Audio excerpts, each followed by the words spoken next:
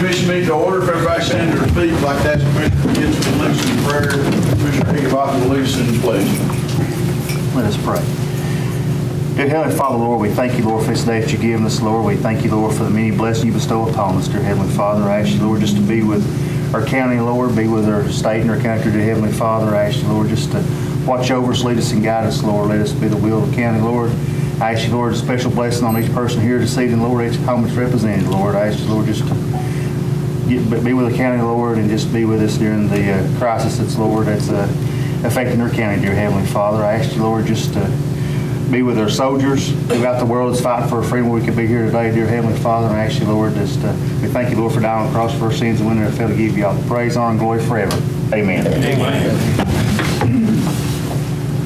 Pledge allegiance to the flag of the United States of America and to the republic for which it stands, one nation, under God, indivisible, with liberty and justice for all.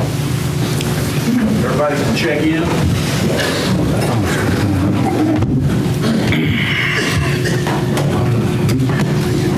Ralphie's present. We have some honoraries tonight. We're fortunate to be able to recognize some folks in our community. Nora, will you go out there real quick? Check in.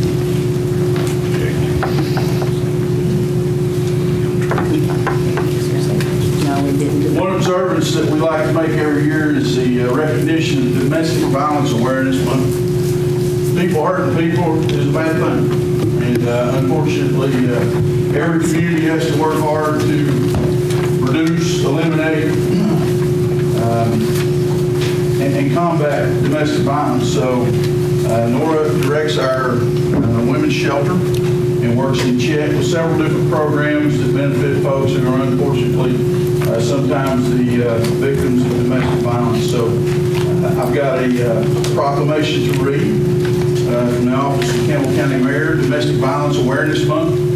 Whereas the citizens of our community deserve our involvement, they need us to stand in the gap with them, building a wall against domestic violence. And whereas people enter this world with the same basic needs, to be loved, nurtured, respected, and sheltered. When those needs are met, healthy people are produced, thus making healthy families and healthy communities. And whereas when these needs are neglected, our community suffers the loss of neighbors, sisters, brothers, mothers, fathers, aunts, and uncles.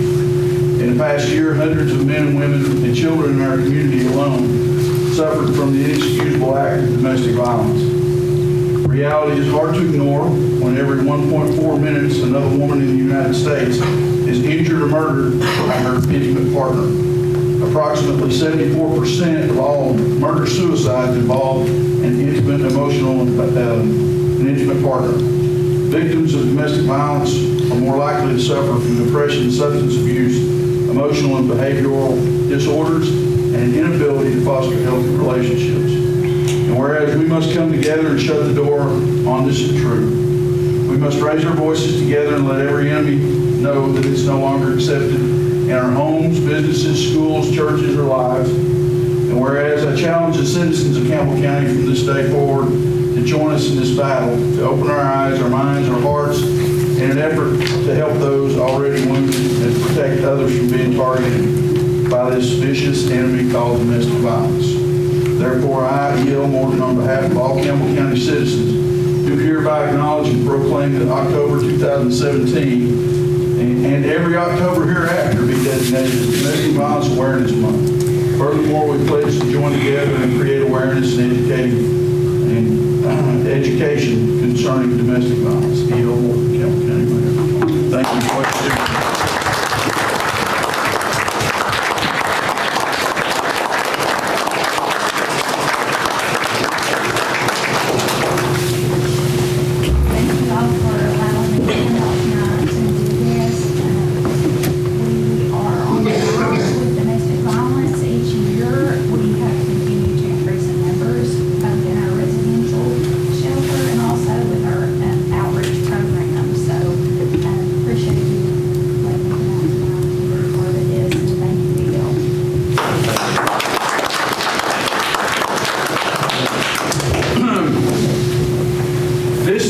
A thank you to the Campbell County Commission from a customer to Protect the Force that came to our county-owned building this week. And if you notice, it opens the other way, and it's got some language on the front of it. This is from the president of Tunisia, who says thank you for supporting his security staff. They came here to purchase protective garments. And so this is the Flex 9 shirt that's part of the suite that they are looking at purchasing, along with body armor carriers. This ballistic protection material will stop a .44 Magnum slug at 25 feet. And so it's designed to be worn in conjunction with a plate carrier front and back, so you have a flexible lower part of the garment. So, and this was donated as a demonstration model. Everybody's welcome to take a look at it, but this is what's happening in the building that you're landlording. So let's pass it around. You got that in oversized. I think we do. So, in celebrating with our business base, we have some guests with us here tonight. I'd like to ask Rob Woodson and his team to come forward. Take one. Anybody else? They were commissioner.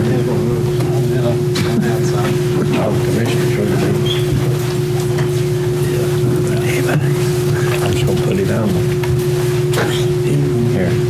You'll need that on Memphis. Rob, you're a good friend of this community, Becky.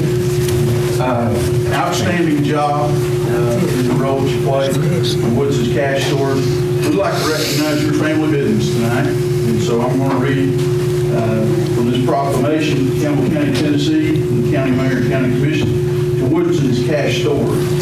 Whereas the Woodson family, Andrew Davidson and Monty Kincaid, settled in Powell Valley in the early 1800s, and their son, R.L. Pop Woodson Sr. was born in 1884. And whereas R.L. Woodson started in the grocery business in downtown LaFollette in 1920, whereas R.L. Bobby Woodson Jr. joined the business in 1941 and owned IGA stores in Oak Ridge, and whereas the Woodson family opened Woodson Supermarket in 1958, now known as Hometown IGA. And whereas Rob Woodson III joined the business in 1970 and opened Woodson's Mall with Woodson's New World of Shopping in 1978. And whereas currently Woodson's Mall is anchored by Food City and houses more than 30 different businesses in LaFollette, we now therefore acknowledge Woodson's Cash Stores for their total dedication to the citizens of Campbell County. And I, E.L. Morton, Mayor, along with the Campbell County Commission, would like to say thank you for doing business in Campbell County, Tennessee.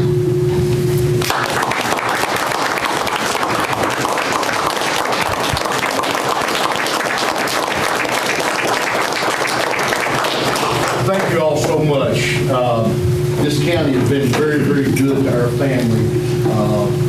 Approaching 100 years in 1920, or 20, from 1920 to 2020. And we do appreciate the county. We're privileged to be a part of the county. And thank you all so much for this. I wish my father and my grandfather were here to see it too. Thank you all. Thank you.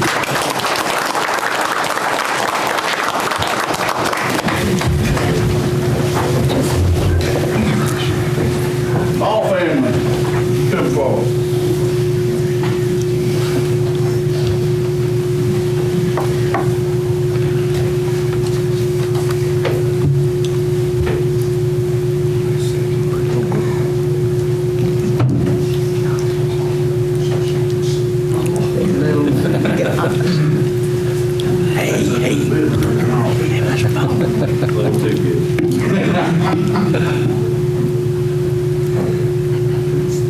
Well, to the whole family, we want to say thank you. Yes. What you've done with LaFollette Mine Supply and so much more, and we've written down a special statement we'd like to read. Campbell County, Tennessee, County Mayor and County Commission to LaFollette Mine Supply. Whereas LaFollette Mine Supply was formed in 1977 by Bill and Jackie Ball in LaFollette, Tennessee on Toe Spring Road for the past 40 years.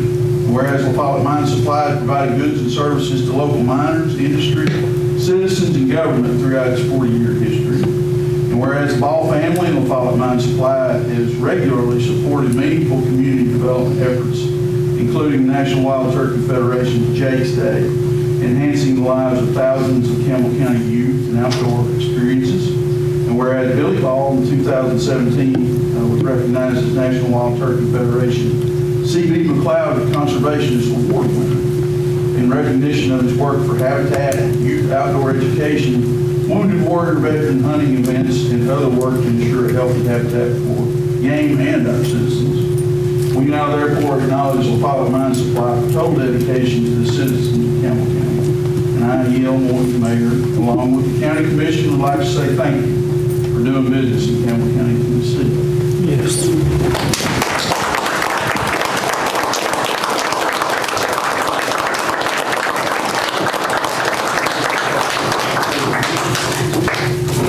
Thank you guys so much for this honor. Of course, what for my folks and the hard work that they've done to pave the way for that business. I couldn't have done it, but they moved here in 1977 from West Virginia and started a business. And of course, back then it was built pretty much solely on mining. I was born in 1978. So I've been in Campbell County all my life. And of course the mining is not what it was back then, but because of a great county with great resources, we've been able to continue to diversify and still have a great business. And we're so thankful for the county and their loyalty to our business. And Campbell County is my home, and as far as I'm planning to always be my home. So thank you very much.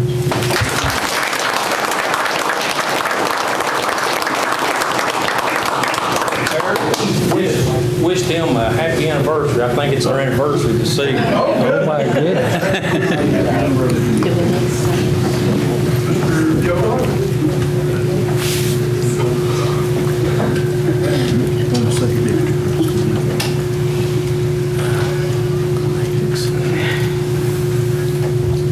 You know, there was a whole lot of excitement over the last few years about Volkswagen going down to Chattanooga, and lots of discussion about all the business that it's going to create on the I-75 corridor. And I was quick to point out to everybody that the northern end of Tennessee's I-75 has already got international automotive business on it, and has for a long time with Maytix Corporation. And so Joe Darty's here from Maytix, and we want to say thank you for your continued commitment to this community and the workforce here. And I'd like to read the citations to you. Campbell County, Tennessee, County Mayor and County Commission to Maytix Corporation of America. Whereas Maytix was started in 1921 by Yoro Matsukawa and is currently owned by CEO Azizo Matsukawa, grandson of the founder. And whereas Maytix home office is in Nishio City, Japan, and operates production facilities in Japan and the U.S. And whereas Maytix Corporation of America, located in Campbell County, Tennessee in 2001, Maytix also expanded facilities in 2003 and 2015, increased production.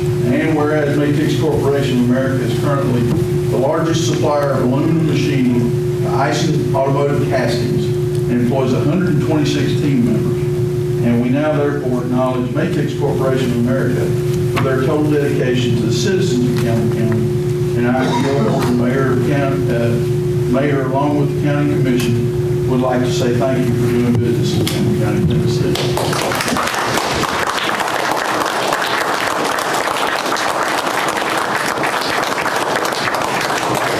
First of all, I'd like to thank the County Commission and the people of Campbell County. Maytix is very proud to be a corporate citizen in Campbell County. Couldn't find a more beautiful place to do business. I wish in the future that we have a lengthy track record of some of the previous businesses, but we have been here 15 years and we're looking forward to our 20th-year anniversary in 2021. And currently we still have room to expand. We look forward to producing automotive parts for quite some time. In fact, we've currently got 3 new lines coming in this year that we're putting in, and look for phase 4 expansion in the future. So hopefully we'll be doing business for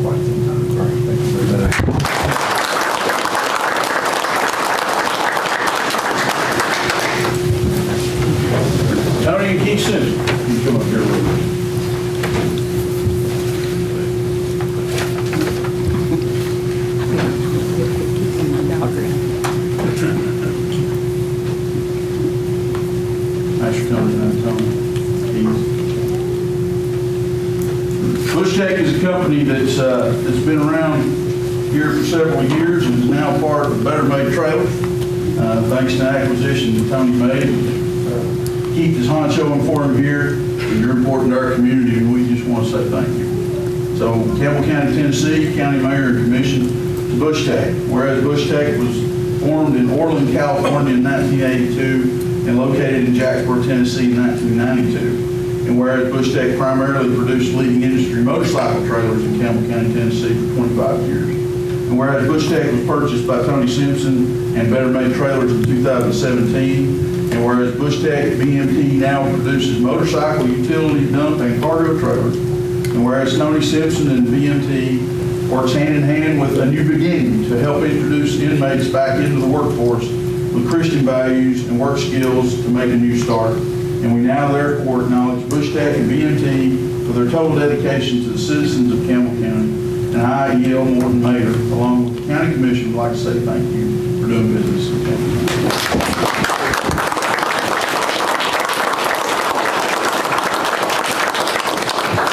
Thank the mayor and the board for recognizing us, commission for recognizing us. And it's been a great opportunity just to have businesses here in Campbell County and to grow businesses in Campbell County. I started my first business in '97 here, and it's still in operation. I started my second business in 2003, and it's still an ongoing company. I recently sold and then recently done an acquisition with Bush Tech and expanded it, the products that it carried, and it's just been a great opportunity. And our goal is to grow for the next couple of years and try to employ between 150 to 200 people with the Bush Tech BMT facility. The other thing we're doing is New Beginning, which is a nonprofit that we established to help inmates when they get out of jail to have a place to work. We do on-the-job training as well as financial training, other things with them to try to get them back to where they can contribute to the community instead of being just cycling back through the jail system. Thank you.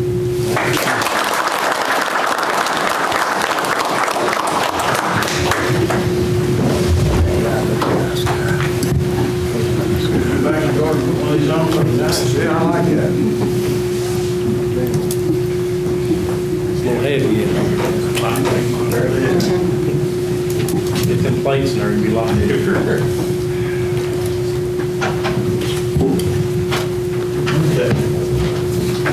First item will be our approval of previous meeting minutes. Motion approved, Mr. Chairman. Motion by Ward, do I hear a second? Second. Second by Davis. Any discussion? Please vote yes or no, press confirm.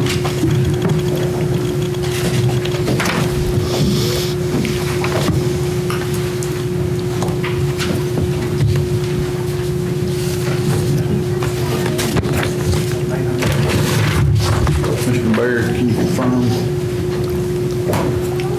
Does anyone wish to change their vote? Seeing none, Madam Clerk, please show the vote. 14 yes, motion passed. Next item is committee reports and minutes. Motion approved, Mr. Chairman. Motion by Art, do I hear a second? Second. Second by Stanfield, discussion. Please vote yes or no and press confirm.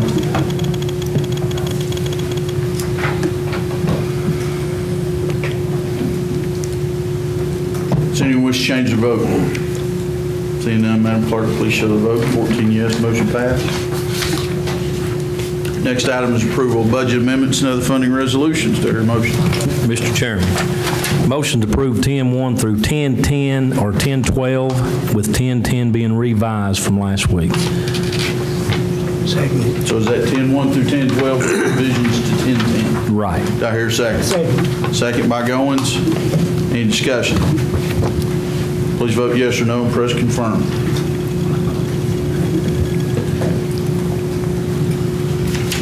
Does anyone wish to change their vote? Seeing none, Madam Clerk, please show the vote. 13 yes, 1 no. Commissioner Nance. Motion passed. Next item is approval for payment of the monthly travel card. Do I hear a motion? So moved, Mayor. Motion by Kitts. Do I hear a second? Second. Second by Davis. Any discussion? Vote yes or no and press confirm.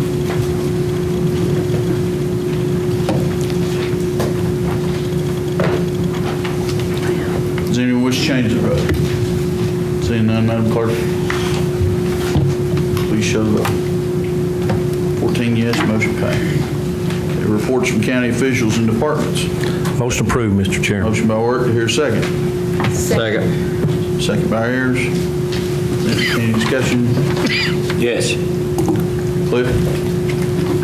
I think we need to start making it a matter of record that the people that do not have their reports in here on time, that they be listed and noted that they were not properly received on time. Okay. Would you like to read those in? Well, if this is correct, I've went through part of them. That would be the clerk and master, the sheriff's office, the trustee's office, the board of education, and the environmental enforcement officer. My records show no reports available. Any other discussion? You'll let me amend it? Okay. Chamber of Commerce, sales tax report, Campbell County Animal Control, and tax identification and enforcement, along with Lonis Young White Bridge Park. No records indicated. Any other discussion? Please vote yes or no. Press confirm.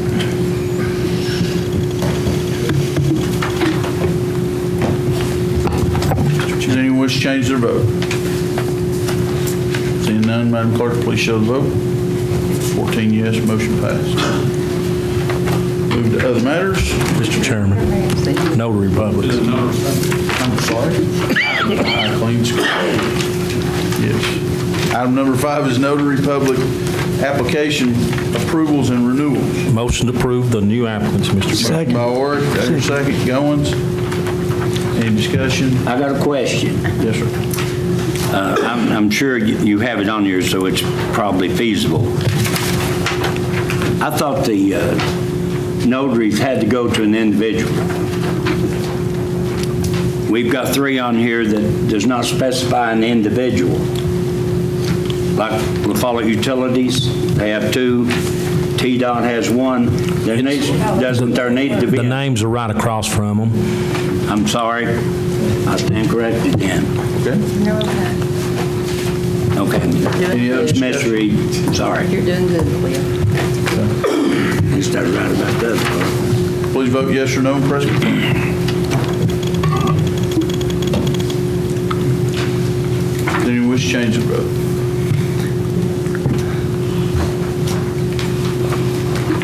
Whit, can you confirm?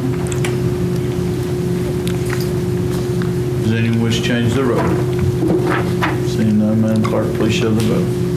14 yes, motion passes. Mr. Chairman, before you also move on, we have one other item in section 7, that's the amendment to the ASB 34 compliance standard resolution. Motion there. Okay, I'll entertain a motion for that. So moved, Mr. Chairman. Motion by Orrick, second by Ayers. Any discussion? Have we got a copy of the original available to us? I can get What's the purpose of, what's the reasoning for this? the change from $5,000 to $10,000 Yeah. on the capitalization for costs. Yes. Beg your pardon? That's the main reason. Explain that to me again. I didn't understand. The original resolution was 2004. Yes. Okay, I understand that. Why the difference? What brings on that extra additional 5,000 change? The state law changed since then to make. Says to 10? Yeah. Okay, that's good. Any other discussion? No, sir. Please vote yes or no. Press confirm.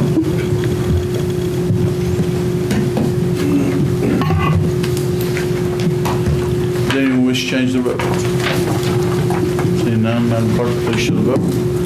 14 Neil, yes. did we do the new notaries or just the renewal? We didn't do renewals. We didn't do one or the other.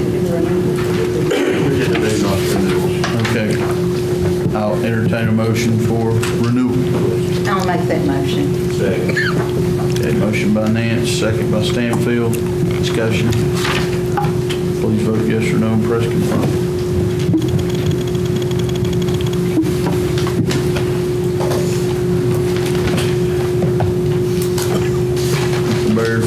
confirm. His little voting thing's torn up. Gizmo. Does anyone wish to change their vote? Seeing none, Madam Clerk, please show the vote. 14 yes, motion passed. Now the other matters.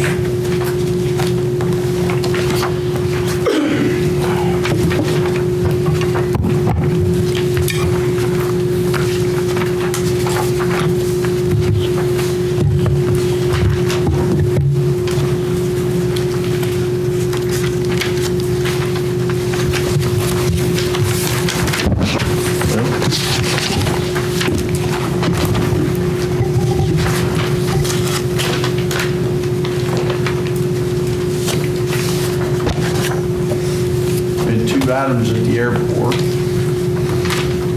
think Scott had them on his head on that. Okay. Take those to your report. Debbie Cole, the insurance supplemental.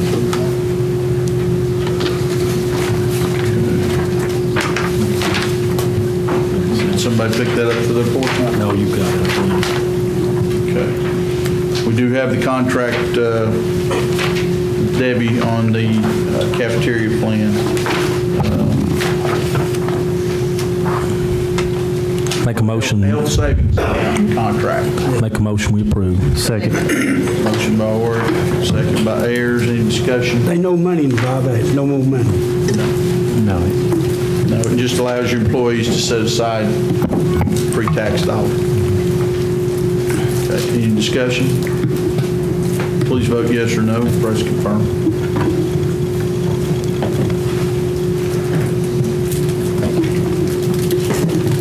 Does anyone wish to change their vote? Seeing none, Madam Clerk, please show the vote. 14 yes, motion passed.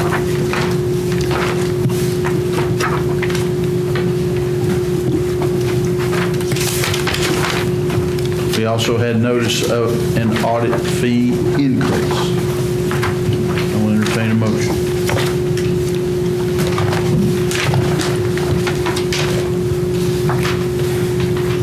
How much was the increase, Mayor? I don't remember actually seeing it. 3%, wasn't it? Well, it's the audit fee announced at 3%. Is it in here? Provides that the per capita audit fee should be annually increased by 3%. The audit fee for the year ending June 30, 2016 was based on 36 cents per capita. Per capita fee increased to 37 cents on July 1. Therefore, the audit fee for Campbell County would be $15,065 for fiscal year ending June 30th, 2017. And it's regulated by the state. Yes. Make a motion, we approve. Second motion. Ward, second by Jennings. Any other discussion? Please vote yes or no. Press confirm.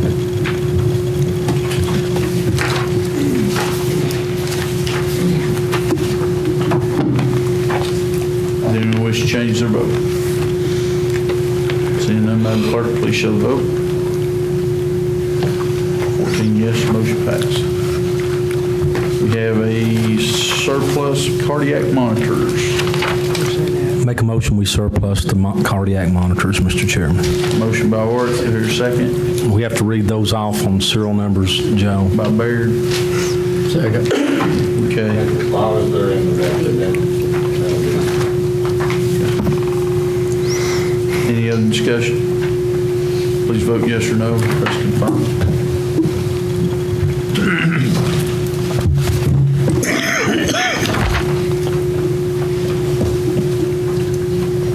Does anyone wish to change their vote? Seeing none, Madam Clerk, please show the vote.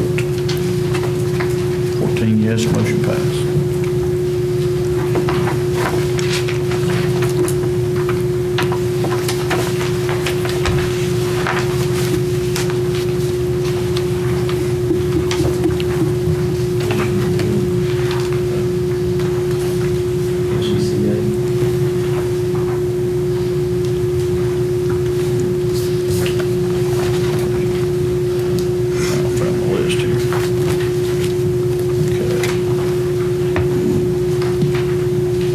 We have a request by our contractor to build a catio, a dog run cover, and a cat ventilation system at the shelter. What's the pleasure of the commission? I make a motion we approve. Motion by Orr, second. Second by Higginbotham. Any discussion? Yeah, I apologize. I wasn't here. Can you explain it to me? Tricia, you want to run that down real quick? It's no cost to the county, is it, Mayor? She's doing fundraiser to do it. Fundraiser. Just modifications. No, it does not. The first one, I don't know if I still have a picture or not, Cliff. I think. Well, that's okay. It went around. I understand. I wasn't here, and I apologize. We're asking to construct a patio. It's actually a patio for cats. It will use the closet in the front of the building and build a, yeah, there you go. Okay, thank you. Build a catio on the outside. That'll allow our healthy and adoptable cats to go in and out and be in more of a home environment as opposed to in their kennels in the cat room. So that is going to be built by Farrell Furniture Incorporated in Knoxville, and we are fundraising for the materials for that. The next project is a mini split heat and air system for the 2 different cat areas. We're having a problem with cross-contamination, a lot of airborne illness, mostly the Calices virus. We just need a way to keep the air separated, and we can better control the temperature and the climate in there. Again, we're fundraising for that one. We just need permission to make the change. That will require 2 small holes in 2 separate walls to, I guess, vent the air. The third project is to extend the kennel roofing along the back side of the building where the outdoor runs are. We're having a problem with water pooling in those kennels. It gets in the drains, it freezes. It freezes all in the kennels. Then we can't get the dog doors up or down because they freeze. So we're asking to extend that roof line to the end of the kennels to try to keep some of the water out. And again, that's a fundraising project. Thank you very much. I apologize for not being here, but I do appreciate the information. Any other discussion? Sue? I think last week Lonnie mentioned that he could probably get this for half the price. Was that right, Lonnie? Yes, I looked through my notes that I had back in March or February. Tell us about that. It was a partial donation and also a partial reduction that we was able to acquire for the materials through a local business here. If it's done, we can announce it, but I don't want to announce it until it's. Have you talked with Patricia about that? Patricia knows about it. Yes. Okay. Yes, we're very appreciative. That's what my face feels. That's good. Any other discussion? Please vote yes or no. Press confirm.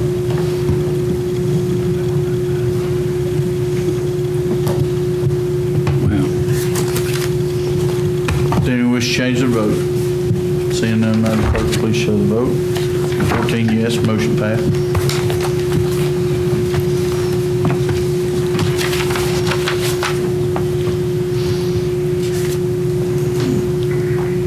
Did I get the airport? Scott's got it. I want to bring it up now from Scott. No, go ahead. Okay. Had something from Mitch Loomis about the grant. Have a used oil grant. We've done this well before. It's approved in the minutes last. Mitch Loomis presented the used oil grant for your approval.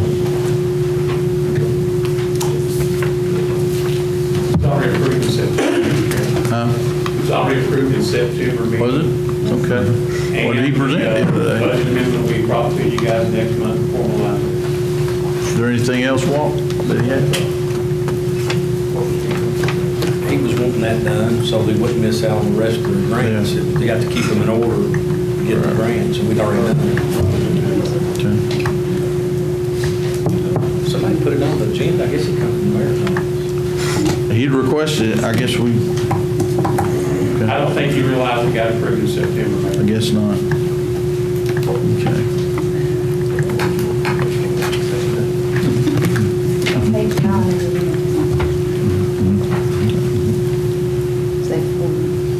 I'd like to ask for pre-approval for up to $1,000 for signage for the name of the courtroom. 'Cause I haven't been able to price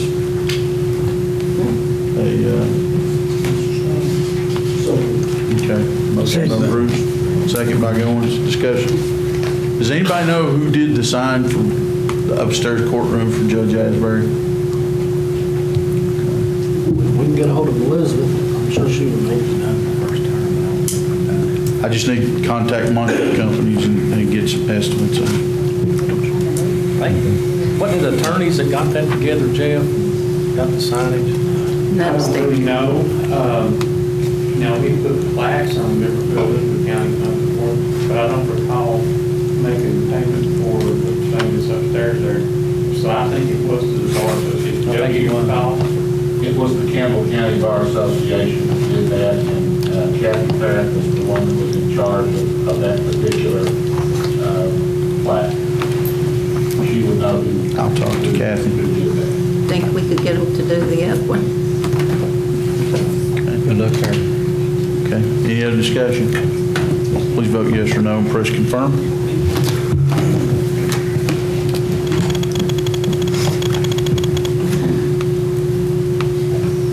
It's like this battery. Does anyone wish to change their vote? Seeing none, Madam Clerk, please show the vote. 14 yes, motion passed.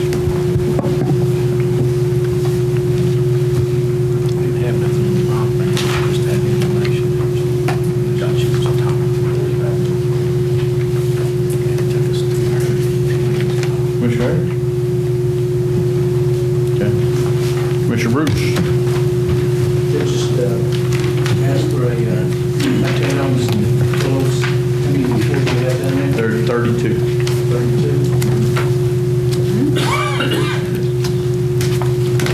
On the pilot day, there's 3 individual companies in there now. There's Eisman, Trump, Telos. There's at least 3. Yeah. And they're recruiting more. Did they give any indication when they would do mass hiring? I expect them to be in the 100 this time next year, if not 150.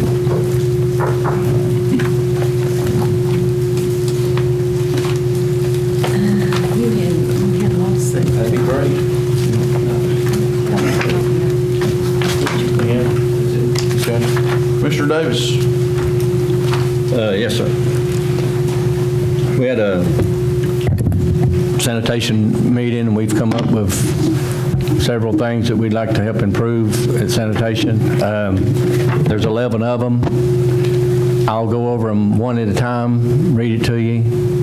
And to save time, if you don't like one of them, I'll do them in order, and we'll hold it out and vote on it separate, but if you agree with them all, we'll vote on them all at once, if that's fine with you. I know I don't like to vote on bunches of stuff, but you will have the opportunity, when I name it, say I'd like to discuss it and take care of it right then. So, number 1. I think we need to buy 2 walking trailers, put up there, and then while the trucks are gone to the landfill, they can be a loading one, and when he gets back, he just hooks to it and goes again. They can take their breaks at the convenience center when they come back on the trips, instead of, if it's, don't be pulling off the side of the road somewhere. People have been calling and complaining about, they don't understand that it's time for their break, but work it out. Anyhow, that will give us an extra trip a day per truck. So if they're making 3, they give us 4. And you got 3 trucks. So add that up, you'd have an extra 4. You'll have a day's work in 4. And then that's 1. These trucks, I think Walt said there's about $35,000 a piece, these trailers. The last one for about 35 pieces. But we can check and, all right. the second thing is I done got a price for $2,000. We can buy the lino sprayer to spray the cans, the bottom of them, up about 1.5 foot in each can. It keeps the oil, the water, the salt from eating the bottom of the cans out. It will give us probably a 10-year life on our cans. This will be $2,000, and it will be enough to spray it to do 10 truck beds. So we could do practically over half of our cans in the whole county.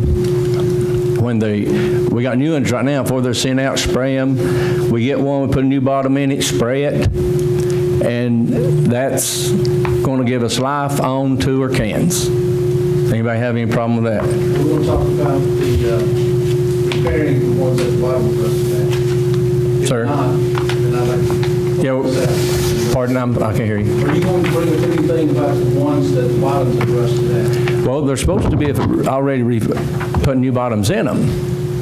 But I've got down that we don't want the truck, I was going to ask that the truck drivers not pick up a can if the bottom's out of it, because it's destroying our trucks. We've got a 2015 front-end loader sitting over there, and it's all due from picking up cans with the bottom running out of it, and all this grease and oil running right down on the windshield, on the cab, and that truck like it's 20-year-old. You can't take care of a truck every time you pick up a can, and all this is running out on them, on the grounds, on the truck. But we need to get all our cans. If the cans are bad, we don't need to be picking them up. Well, in saying that, as a basket today, we have 9 cans down there. I'm sorry, we have 12. 3 of them just turned over to the side of that with bottoms rather. I picked them up today. Thank you, I appreciate that. But in saying that, we need to help those guys. The fact that the majority of the cans got down in the bottom, now they're not. I would say 9 cans, 5 of them were rusted out on the sides and stuff. But this rhino spray, once we get them fixed, will protect that from happening so bad. And Jellicoe's got a welding class now. Take some, check with Miss Singley and see if you can't take some over there and let them work on it if they got. And get them working in 2 different places. I've already talked to Mr.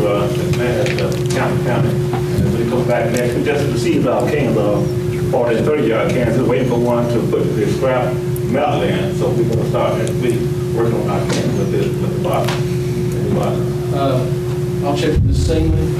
Good idea about it. I know one of hers is out. There. Hey, we get the bottoms in there too. Get those guys to roll those on too. Traveling all the way across the mountain. Yeah. Sleep more burning. Right. How many bottoms do we have on hand, Walt? We had 12, we let the school have 4 of them, and they're going to return them 4 when they get there again. We got how many bottoms? We got 12 and a half. 12 bottoms. Okay. These cans will be sprayed when they're new. Well, they need to be sprayed when they're new, but if they're not, if the bottoms is not out of them, this company has a product, you take it, it's in a spray can, you spray it, let it sit for 15 minutes, wash it off with a water hose, and it strips it down, then you can spray it again, so it don't have to be a new can. It can be, if the bottom ain't out of it, we can save them. David, thank you for picking those 3 up. You know, we may spend $2,000, but I feel like we're going to save $10,000 in cans. If it gives the life of a can 10 years, I've got that same spray in the bed of my pickup truck. My truck's 12-year-old. And it's in there, it's only, tailgate's got a chip in it. Other than that, it's still there, it's 12-year-old. And when it rains, if my truck ain't headed downhill when I pull out, I wash my driveway off. So it works. All right, the third, I'm sorry. Walt had a question. No, I just listen. Go ahead. Mr. Orr? How much are the bottoms, Walt? Do you have any idea? They're I think they're $275 each, the metal bottoms. And the cans are? $7.95 each. Okay, all right. That's number 3. We've got one mechanic taking care of 32 pieces of equipment. We need to hire another mechanic. We need to hire one that's certified in brakes and anything we can get him certified in. But you asked him one guy, all right, I think last week, a trucker broke down on the road, so he has to quit what he's doing and go work on that truck, so the motor he's working on has to sit there. And you just, it's too much equipment for one person. We need a certified mechanic, and then if they need another helper, you have to get a helper. But we need 2 mechanics over there, mechanics, not helpers. Yes, sir. If we hire this mechanic, we're not going to outsource our oil changes, are we? Well, I was getting to that too. Okay. No, I don't think so. Mr. Davis, need to hire a certified mechanic that's certified in a ton and above. Yes, sir, I'm sorry, I forgot to mention that. That's right. The ton and below. It won't be certified. Yeah. Right. And it needs to be certified.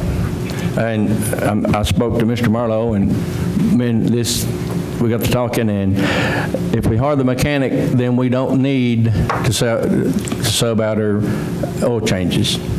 And I've got something else to go along with that, but you're right, we don't need, but that's off the record. We don't want to do that. In saying that, right? Pardon? You going to work with Jeff as far as finding the salary and everything? Yes, sir. What are we looking at, Jeff? The way the funding is from the increased fees that, as I understand, are going to be put in place effective December 1. I sent you guys all out a communication change for the new solid waste fee for the commercial, construction, brush, and tire standards and Mr. Jennings? Mayor, I don't want to put a sprag. I'm for whatever we can do to improve out there. But I made a suggestion that before we buy this and hire this and then do this and do that we ought to do away with commercial garbage. In doing so, we're going to save hundreds of thousands of dollars. We're the only county around that I know of, that picks up commercial garbage, are we not? Anderson, Claiborne, none of our surrounding Scott, they don't do it. And there's a reason they don't do it. It's too expensive. And the market is out there for commercial garbage. The city did it years ago. It worked. It saved us hundreds of thousands of dollars. And I would ask you to just consider that, because, we could buy more trucks. We could be a lot more efficient at picking up the household garbage if we wasn't laden down with the commercial garbage. Well, I think, Mr. Chairman, the commercial garbage is actually in that same realm, am I correct, as household garbage, because we have the trash man, different ones, and I'm using as a generic name, that picks up, and they're considered commercial. Now, the class 4, which is building materials, is a whole different ball game. Well, it falls under commercial, and I'm just telling you, I don't understand. If it was my business, I'd do away with it. There's no way you can raise the rate enough to offset it, because even Walt said you can't be profitable. And so, if you cut your overhead, it takes a lot of money. But I know, do what you want. Well, I know on my feeling of it, my understanding of it, is if you take the class 4 out of the play, you're going to put a bind on all these builders that's trying to build homes in Campbell County. And if that's what the commission wants to do, I just don't see how it's not going to be profitable for us if we keep it in line. Because most of this stuff, or not most of it, but some of this stuff's going to end up in these haulers. You start something and you decide you're going to change it midstream. But the commercial end, I see it two different ways. A commercial end, they're picking up actually household garbage. That's my thoughts on it. I think Jeff does have some figures and calculations, and Ralph's plan includes adjusting figures. And I think it's going to be real close to what the commercial rate is in the private businesses, which will put it at an either-or decision point out there for the consumer for commercial. So, well, if you do away with the contractors building the houses, stuff, that puts the expense onto the person building the house. It could add $2,000 or $3,000 more to their expense from taking it out of town. But if it does, it does. But all these suggestions that I have, my fault, is for the system we have now. The system we got now, that's what I'm working on. And then if we change it, then we can reverse it. And I don't disagree with Mr. Jennings, but I'm working on what we've got to work with now in the county. And does anyone else have any, before I go to number 4? Marie? If I can get a quick answer, Jeff. If we done away with Class 4 construction material, but you're talking about any business can't take their trash out there? I'm trying to make sure I've got it clear. If we done away with what he's calling commercial, Which falls in that same. how much is that? The way I've looked at the numbers, it would hurt us more than it helped because that's the people that's bringing in the money that's at least paying part of the fixed cost. You know, we got to have trucks, we got to have drivers, we got to have people for household. Correct. So it would actually hurt us from previous numbers, even before he raised the rate. We'd have to make up $50,000 if we got rid of commercial at the old rate. $200,000. $200,000. Why is that? Because they're the one that's paying a lot of the fees for our fixed cost that is here. You don't need half the employees. You wouldn't need as many employees. You wouldn't need as many trucks. You cut your overhead in half. I've been through it and done it, but that's all right with me. It saved the city hundreds of thousands of dollars when we did it 20 years ago. Presently, Mr. Chairman, and I'll go fast as I can. And I apologize, I have to leave at 7. I never have to leave early, but I have to. The advantage the county has, previous to what the city was experiencing, is all of the commercial and construction materials are being delivered to a centralized location, Toe String Road. The county has no expense associated with the collection or transporting that trash to the transfer station. Everything then, once brought to the transfer station, the only expense incurred by the county is the expense associated with loading it onto a trailer, taking that and transporting it to the landfill and paying the tipping fee. The tipping fee is approximately $18 a ton. Okay? We generate, before the rates are even changed, $200,000 worth of revenue.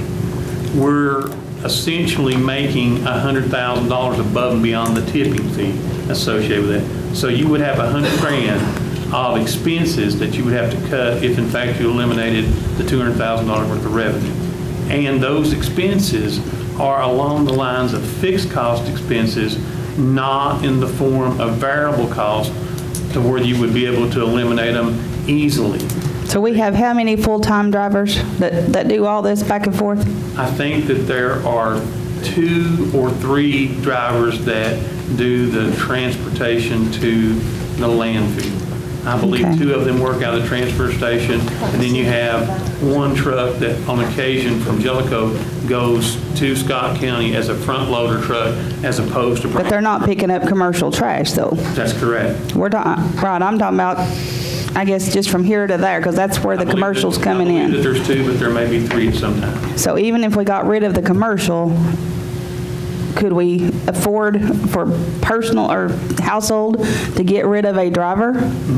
I've asked that question. I met with Walt and David in the spring. We were making up the 17-18 budget, and no, everybody thinks that getting rid of doing that business is a good idea until you say, okay, identify $100,000 worth of reductions that you want to make to your budget to offset the revenue loss, and then that ends the conversation. Right, everybody says cut your budget, but nobody tells you where to cut it. I'm going to get off this, but he said we had 2 drivers done it. We got 9 drivers is what we were told here just a week or two ago. But I think, Cliff, that's part-time, people that's going to the understand. outlying convenience centers, bringing that trash to You Tow don't Stream. need all that. I can break it down. I guarantee you, I can break it down and save it. And you told us the last time we discussed it, Mr. Marlowe, that we was just breaking even with the rate that we carry. Now, I rest my case because I'm not going to argue with you. Well, I don't want to argue either. We are breaking even in total operations of the sanitation fund.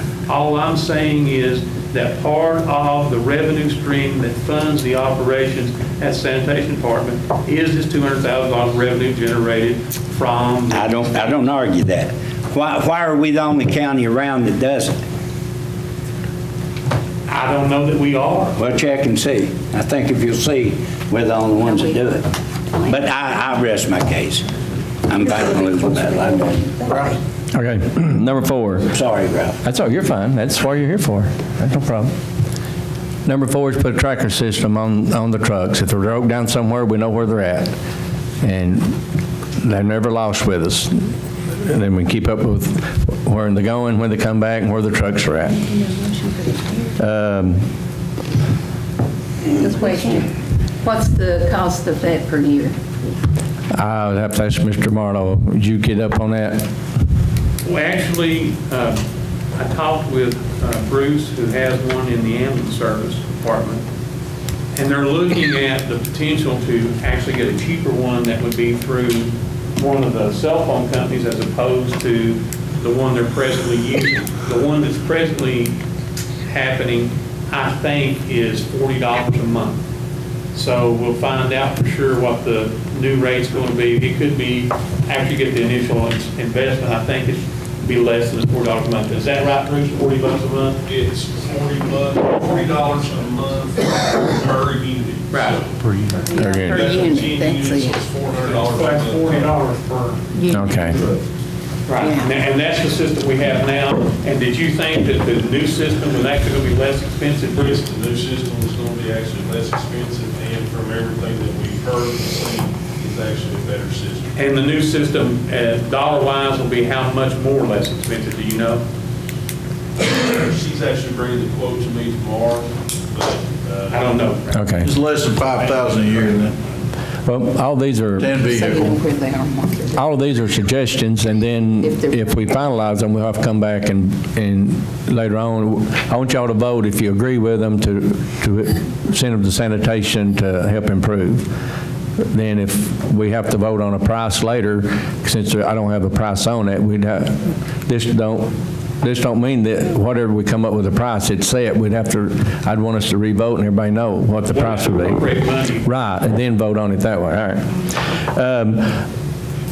Me and the mayor has talked, and me and the committee talked on getting a price of what it would cost. Sometimes if we fall behind and we need a contractor to come in and pull a load or two a day for us, or a week, or whatever, to find out, get a price of what it would cost us. The mayor would say, okay, I need what we call the mayor and say, or he'd call him himself and say, we need extra help today. Call John Doe, whoever. We actually did that one time. And call them out and say, hey, listen, can you haul us a couple loads today? And, and he'd call them and get it out of his way. Trucks down. Right, trucks were down. We've had 2 trucks down. We have done it, I think what Ralph's talking about, doing some type of solicitation. Right, just do it on emergency, but we would know what it would cost. We would have the mayor would have the authority to, call someone that's on the list to help us out. Have a vendor. And Yes. I recommended, when I was discussing Ralph, is do it like you buy fuel, spot buy, as opposed to try to get a quote today that's good for all year long. Do it on that day, because diesel's going to fluctuate so much, and that's going to be a large part of the price, is you would be better off to spot buy. If you have that situation occur, then get on the phone with the 4 or 5 providers, get the best price shop that day. All right, number 5, at the transfer station, we measured and discussed, put a 10 or 8-foot fence up on top of the concrete walls. There's when the other day was up there and I walked through, and it was full. It was all the way out to the outside. And when the wind blows, they can't help the wind blowing. But if It goes right over that fence. We have put a picket fence up there, and then it can help catch it and stop it from going all over the park. You need two 40-foot lengths and one 10. That's all it is. You said 12 foot high? Pardon? You said 12 foot high? No, 8 foot. It's already 8 foot, so if we put another 8 foot on top of it, that'd make it 16 foot high. Unless you all would want to put a lean-to on the top of it with a, to catch it. Yeah. What kind of fence? Chain link fence, I said a picket, yeah. They just have to drill holes in the concrete and set them, and it's been done many times. That wouldn't be very expensive, but it would help keep the place up. I know I've fussed a lot and we see it all over the place. Well, you can't be driving a truck and a mechanic can run down a piece of paper. This would help them do their job better and do less work on it. I'm thinking, all right, you got 3 trucks, change their hours 4 days a week, 10 hours a day. You get extra load a day. You'll get the same, 1 load more in 4 days than you will working them 5 days. Now, the reason I'm thinking of this, you don't have to agree with it, but how can a mechanic change the oil if the truck's on the road? They're both there at the same time. He's on duty, truck's on duty. They both go home at the same time, I'm just saying. And he can't work on the truck unless he works at night or on the weekend. So if we go 4 days a week, haul in from the landfill convenience center. You got Friday, the mechanics can work on the equipment, change the oil, work on the brakes, and do the mechanical work on the trucks and the upkeep on the trucks. We've been complaining the trucks ain't been took care of. You can't take care of them going down the road 75 miles an hour. So this would give an opportunity. Landfield's open time enough to get in and out and that. Yes, sir. We open 10, they're open 11 and a half. And then on Friday, Dave's going like this. If we need a load hauled off, Dave wouldn't care to tire it off, would you, Dave?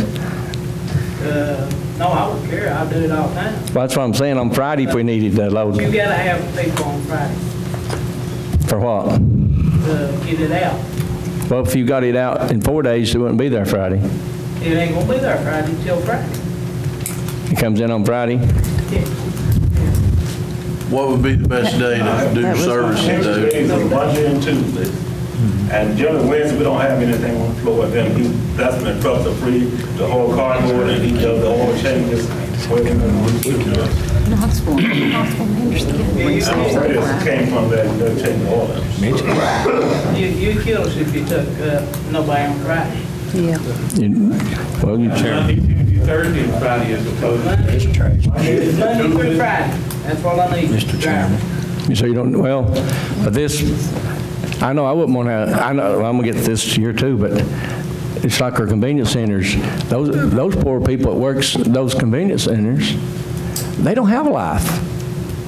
They get off Wednesdays and Thursdays and have to work Saturdays, and, Go ahead, Mary. When do they change the oils now? When do you change, what, on Wednesday you said? Whatever, on Fridays. It's just going off truck, we got Well, if we're hiring another mechanic, why can't the mechanic work night shift? At least like 1 day a week or something. Have them come in at, what time do y'all leave? 6? We leave at 4. But there's some, we have one staff who comes in on Saturday. Okay, so I'm gonna say if you all are leaving at 4 and that's when you're not taking commercial, have the mechanic come in at 4 o'clock 2 days a week to get the maintenance part done. I don't know. Well, Are we just making suggestions on this part, yeah. to the mayor? To the mayor to we try to help improve. We can't enforce They don't this. have to, We can't make them do it. But he can. Right. Okay. Yes, sir. You was talking about the attendance. Again, I was Yes. today. The gentleman down there said he's off on Tuesdays and Thursdays. Tuesdays and Thursdays. He said when he comes in the next day, he said trash is just piled up against the gate and everything there. We know that's one of the, I guess, more traffic. Second bid is one. Yeah. Is there any way, I'm kind of like Robert, is there any way we can get somebody down there to keep it open 7 days a week? Well, I'm hoping if the rates go right and there we do needs to be done, that we can get them open back up 7 days a week. I don't know. How many 100,000 we're going to need to do that? Yeah. Well, all I know is I started a conversation thinking I understood, but I apologize to Cliff, I'm with him now. I think that all we can do is the best that we can do, the way it is structured, and if we want to come up with ideas about how to make improvements to the way it's currently operating, like you said, then we have something to benchmark it against and put the rates in, see where we get, see what we have available. There is no way in the world for us to reach out and go back to 7 days a week at all the sites. You have some possibilities if in fact you lowered your hours or you wanted to stagger it to where that you had 3 people at each site working on a part-time basis. If you, I'm not sure if this commission was here or not, I can't recall, but when the hours were changed to get them to where they are, that was a $250,000, $175,000 to $250,000 savings. And it's all because of the benefits associated with all those employees. We used to have a 10-hour day schedule, 7 days a week, which meant you had one 40-hour work and one 30-hour worker. And they were both full-time. Right. And it just killed us. So depending upon if you went to 8 hours a day, 7 days a week, that's 56 hours. And if you were to split that into 228s, yes, we can do that. Because then you don't have any full-time employees out there. But you presently have full-time employees that are at 7 of the sites roughly. We try, and Mayor Morton has done a good job in this regard, and Walt. Every time that somebody has left employment that is presently unattended, they have been replaced with part-time employees to lessen that cost. So as long as you stay on part-time, then getting them to 7 days a week, 8 hours a day, yes. But if in fact it's going to be a mixture of a full-time and a part-time, then the answer would be no. Presently, I don't have enough data to calculate that. Yes, sir. Well, not the one down in Vasper, since it is the second largest. Why don't we stagger the hours? What is the hours down there right now? Is it 9 to 5? Yes. 2 days closed. So you're working Monday, Wednesday, Friday, Saturday, Sunday. Why not close it on Sunday? Put the hours back 7:30 to 4:30 through the week. How many hours would you pick up? We've got, if they're working straight time on the 5-day-a-week schedule, you're going to, I don't know if they are, you have 8 hours that you pick up. You're going to lose 8 hours on Sunday. Okay, stagger the hours back, so open up 9 to 5, open up 7:30 to 4:30. That'd be more convenient for the people going to work. People already work at 9 o'clock. So spread them out. They get off work at 5 o'clock. Mm-hmm. So they're missing the whole boat around there. So if you go to 4 days. A couple people, it works. You gotta pick your poison. You gotta go early or you gotta stay late. You could add 2 hours a day on the drop at 8 and adding it to the other 4 days that remain, you know. So if you go from 8 hours a day to 10 hours a day, 4 days a week, if you wanted to do that, close on Sunday. Right now, you're open 8 hours, right? 7:30 till, 9 to 5. Yeah, you can pick up 2 hours for the other 4 days, is all I'm saying. The 8 divided by 4 gives you 2 more. So if you open 4 days a week, You can't redo the hours Monday, Wednesday, Friday, Saturday, and then on Sunday, may pick up an extra day, pick up either Tuesday or Thursday that you're closed. No, you have to, if you take your 8 hours and spread it to cover your other 2 every day. You're not going to add no extra hours, you're just going to rearrange the hours. Oh, no, you don't have to even drop your Sunday. Don't you think that would be better, Johnny? What days are you looking at? You're closed on Tuesdays and Thursdays, drop Sunday. You drop Sunday and pick you up 8 hours, you can either open it up on a Thursday or open up the Tuesday. Oh, you're talking about to pick up another day of the week. Yeah, not on Sunday, make it... Make it the Tuesday or Thursday through the week and then change your hours from 7:30 to 4:30. One of the reasons, Something on Sunday. and I'm just getting my can around, but one of the reasons it was done the way it's done is because you have most of your public want to have access to it over the weekend. Right. As opposed to, so it was done Monday, Wednesday, Friday, Saturday, Sunday. You got a lot of people there, though, that actually take it as they go to work on Monday. And, you know, if they're to do about it on Tuesdays and Thursdays, they can off around Sunday. Half a day on Sunday. Or they can adopt around it, you know, if they get an extra day during the Yeah, week. anything you're talking about, just rearranging hours, that's just something for Walton, because the cost is going to be exactly. Rusty, you, Yeah, we're just beating the can, I guess, but what about the days that they're closed, Tuesdays and Thursdays, putting a can close to the fence like we did at Toastering? Well, if you go to Claiborne County, up at Owens's grocery store, they've got a small convenience center up there. It's probably half the size of this room. They don't have an attendant. And you can go about any time, Hitch cleans a pen because they can throw their garbage over into it. And I know there's situations, I know, but I've worked around that area probably for 16 or 17 years. I've never seen any of them on fire. I've never seen any garbage laying around.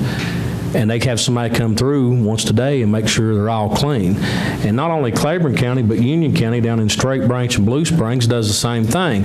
And they get around the state by having it fenced up, but it's a low fence. So those, if you could get a dumpster closer to the road. Cut the fence down. Cut the fence down somewhat and try it. We tried it at Toastring. Has it been successful so far, David? Yes, good. Also have it at Peabody. Yeah. Peabody, they walk around, and I think at Stinking Creek also, don't they? Toastring, got it open at 7 in the morning. 7 in the morning, but there's a can right there next to the gate, and they can walk in, and you can go through it at night, and you'll see people pull it up and throwing. They're learning it. We didn't broadcast it. They're just learning it's there and it's available. Why wouldn't they broadcast something like that? Well, we was trying it for a month or two to see how it was going to fly. I guess we could broadcast it. We could signage it up. I mean, it's a safe blacktop trail to it. You won't have to now because they're open at 7. They can drive there. They're still, I'm telling you, you go out sometime during the night, and I do have to go back to work. There's sometimes 2 or 3 vehicles there, and they used to do it anyway. They'd carry their garbage all the way in and get rid of it, and you've got a night watchman that's right there anyway. So I think it might be something we can look at. Anytime I think trying to sort we put a dumpster closer to the fence or blacktop, something we need to make the public aware of it because that's more convenient for them. It is, but it was a trial. Not tell them, it's just. It's a trial run. It's like a fishing hole. And I told them if they give us a try for a month or 2 and see how it went, then because if it blowed up and they burn it down or throw the dead body in it or something like that, we'd have to deal with it. So far, it's worked out good, hasn't it? No idea. I've got a few I need to get. They have a black motor down there anyway, not a small one. They can actually move in that area. Sorry. They don't have there's a small place or canister, I guess, that's open. Yeah, a 6-yard, we put it close to the gate. Yeah, that right there would be perfect. Yeah, that's why we're doing it, so they wouldn't have to walk all the way in there. all right. My number 9 is next time we buy trucks. What's number 8? We need to buy day cabs. That's, What was number 8? Number 8 was the truck hauling to the landfill. Start over again. What'd you say? All of them? No. The one you're on. Number 9, when we buy a tractor and trailer, buy the day cabs, trucks that's, Mac's made to haul in strip pits. And he's in rough terrain, and warp and bend, and keep on going. And you buy a on-road tractor, they just can't hold up. It don't matter how good that mechanic is, the road and the pull is going to tear it up. So we need to look. Pardon? Double accident. Right. And number 10 is the mechanic when they work on anything, transmissions, motors, whatever, they have to work out right in the bay of the workshop. If the door's open, dust coming in everywhere. If it's shut down, you still got dust. They need to build them a room. It's called a day room. I built one before, But you build it and glass it in where they get the daylight and you can see in and out of it. And they close the door when they're in there working on a piece of equipment. It's shut off from the dust. You let a motor sit there and get dust in it, and you put it together, and you don't see that. If it's in there, you're cutting your rings up. You're messing up your pumps, so you're going to have more trouble. If y'all know Dean Chambers, talk to him. It saves him thousands of dollars for building one, because your mechanic has been able to keep everything he's working on clean. It's not. It's just feasible to. Are they still going to blacktop around that part or two, Ralph? Yeah, we hope so, all of it, yeah. But even at that, you would still need a mechanical room to work on the equipment. If you're working on anything, get it in. And then the last one, the big one, is all of us know that the equipment out there is in bad shape. I think they've got a little over $400,000 to buy equipment with. I think if we can see fit to borrow maybe another $400,000 or $500,000 to put with it, and only buy the equipment that we wore out and broke down we're working on and replace it. And Jeff, how long would it take them to pay back if we went to keep it under $900,000? Well, we got to 430, and if we were to borrow up to roughly $500,000, and they have about 165 recurring capital outlay. So going forward, we can take about 125,000 of that and use it to retire the $500,000 note.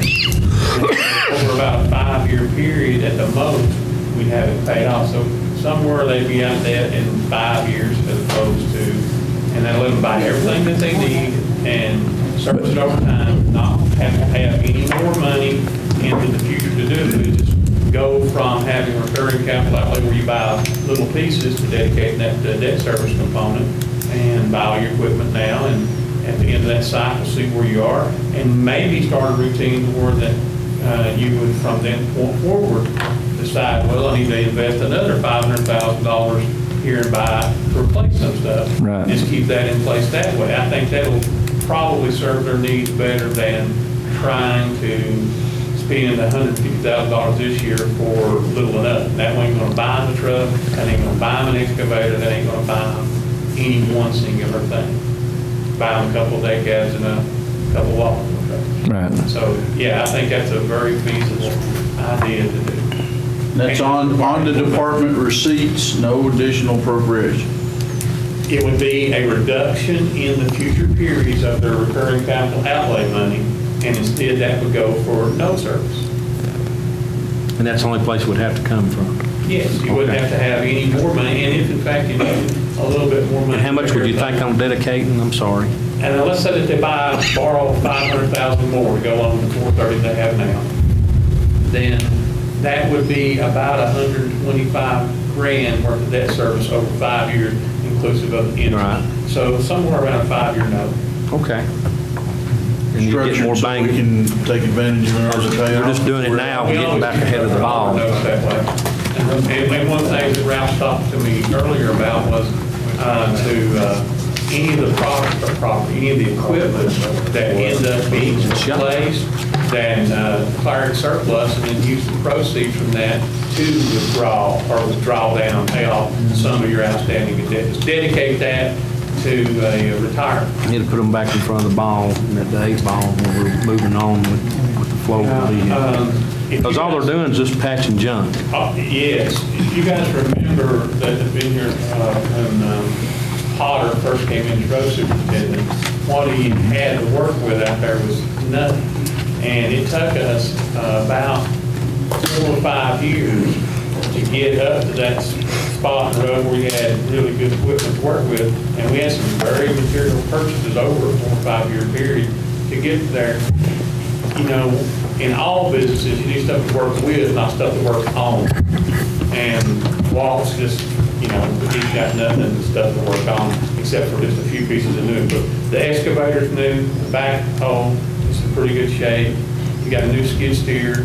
It's got one good front loader, and that's about the size of it. All those tractors he's got are just junk. David, is that front loader the same one we're using for the burn pit? No, that's the end loader you're talking about. I'm talking about front loader garbage truck. Yeah.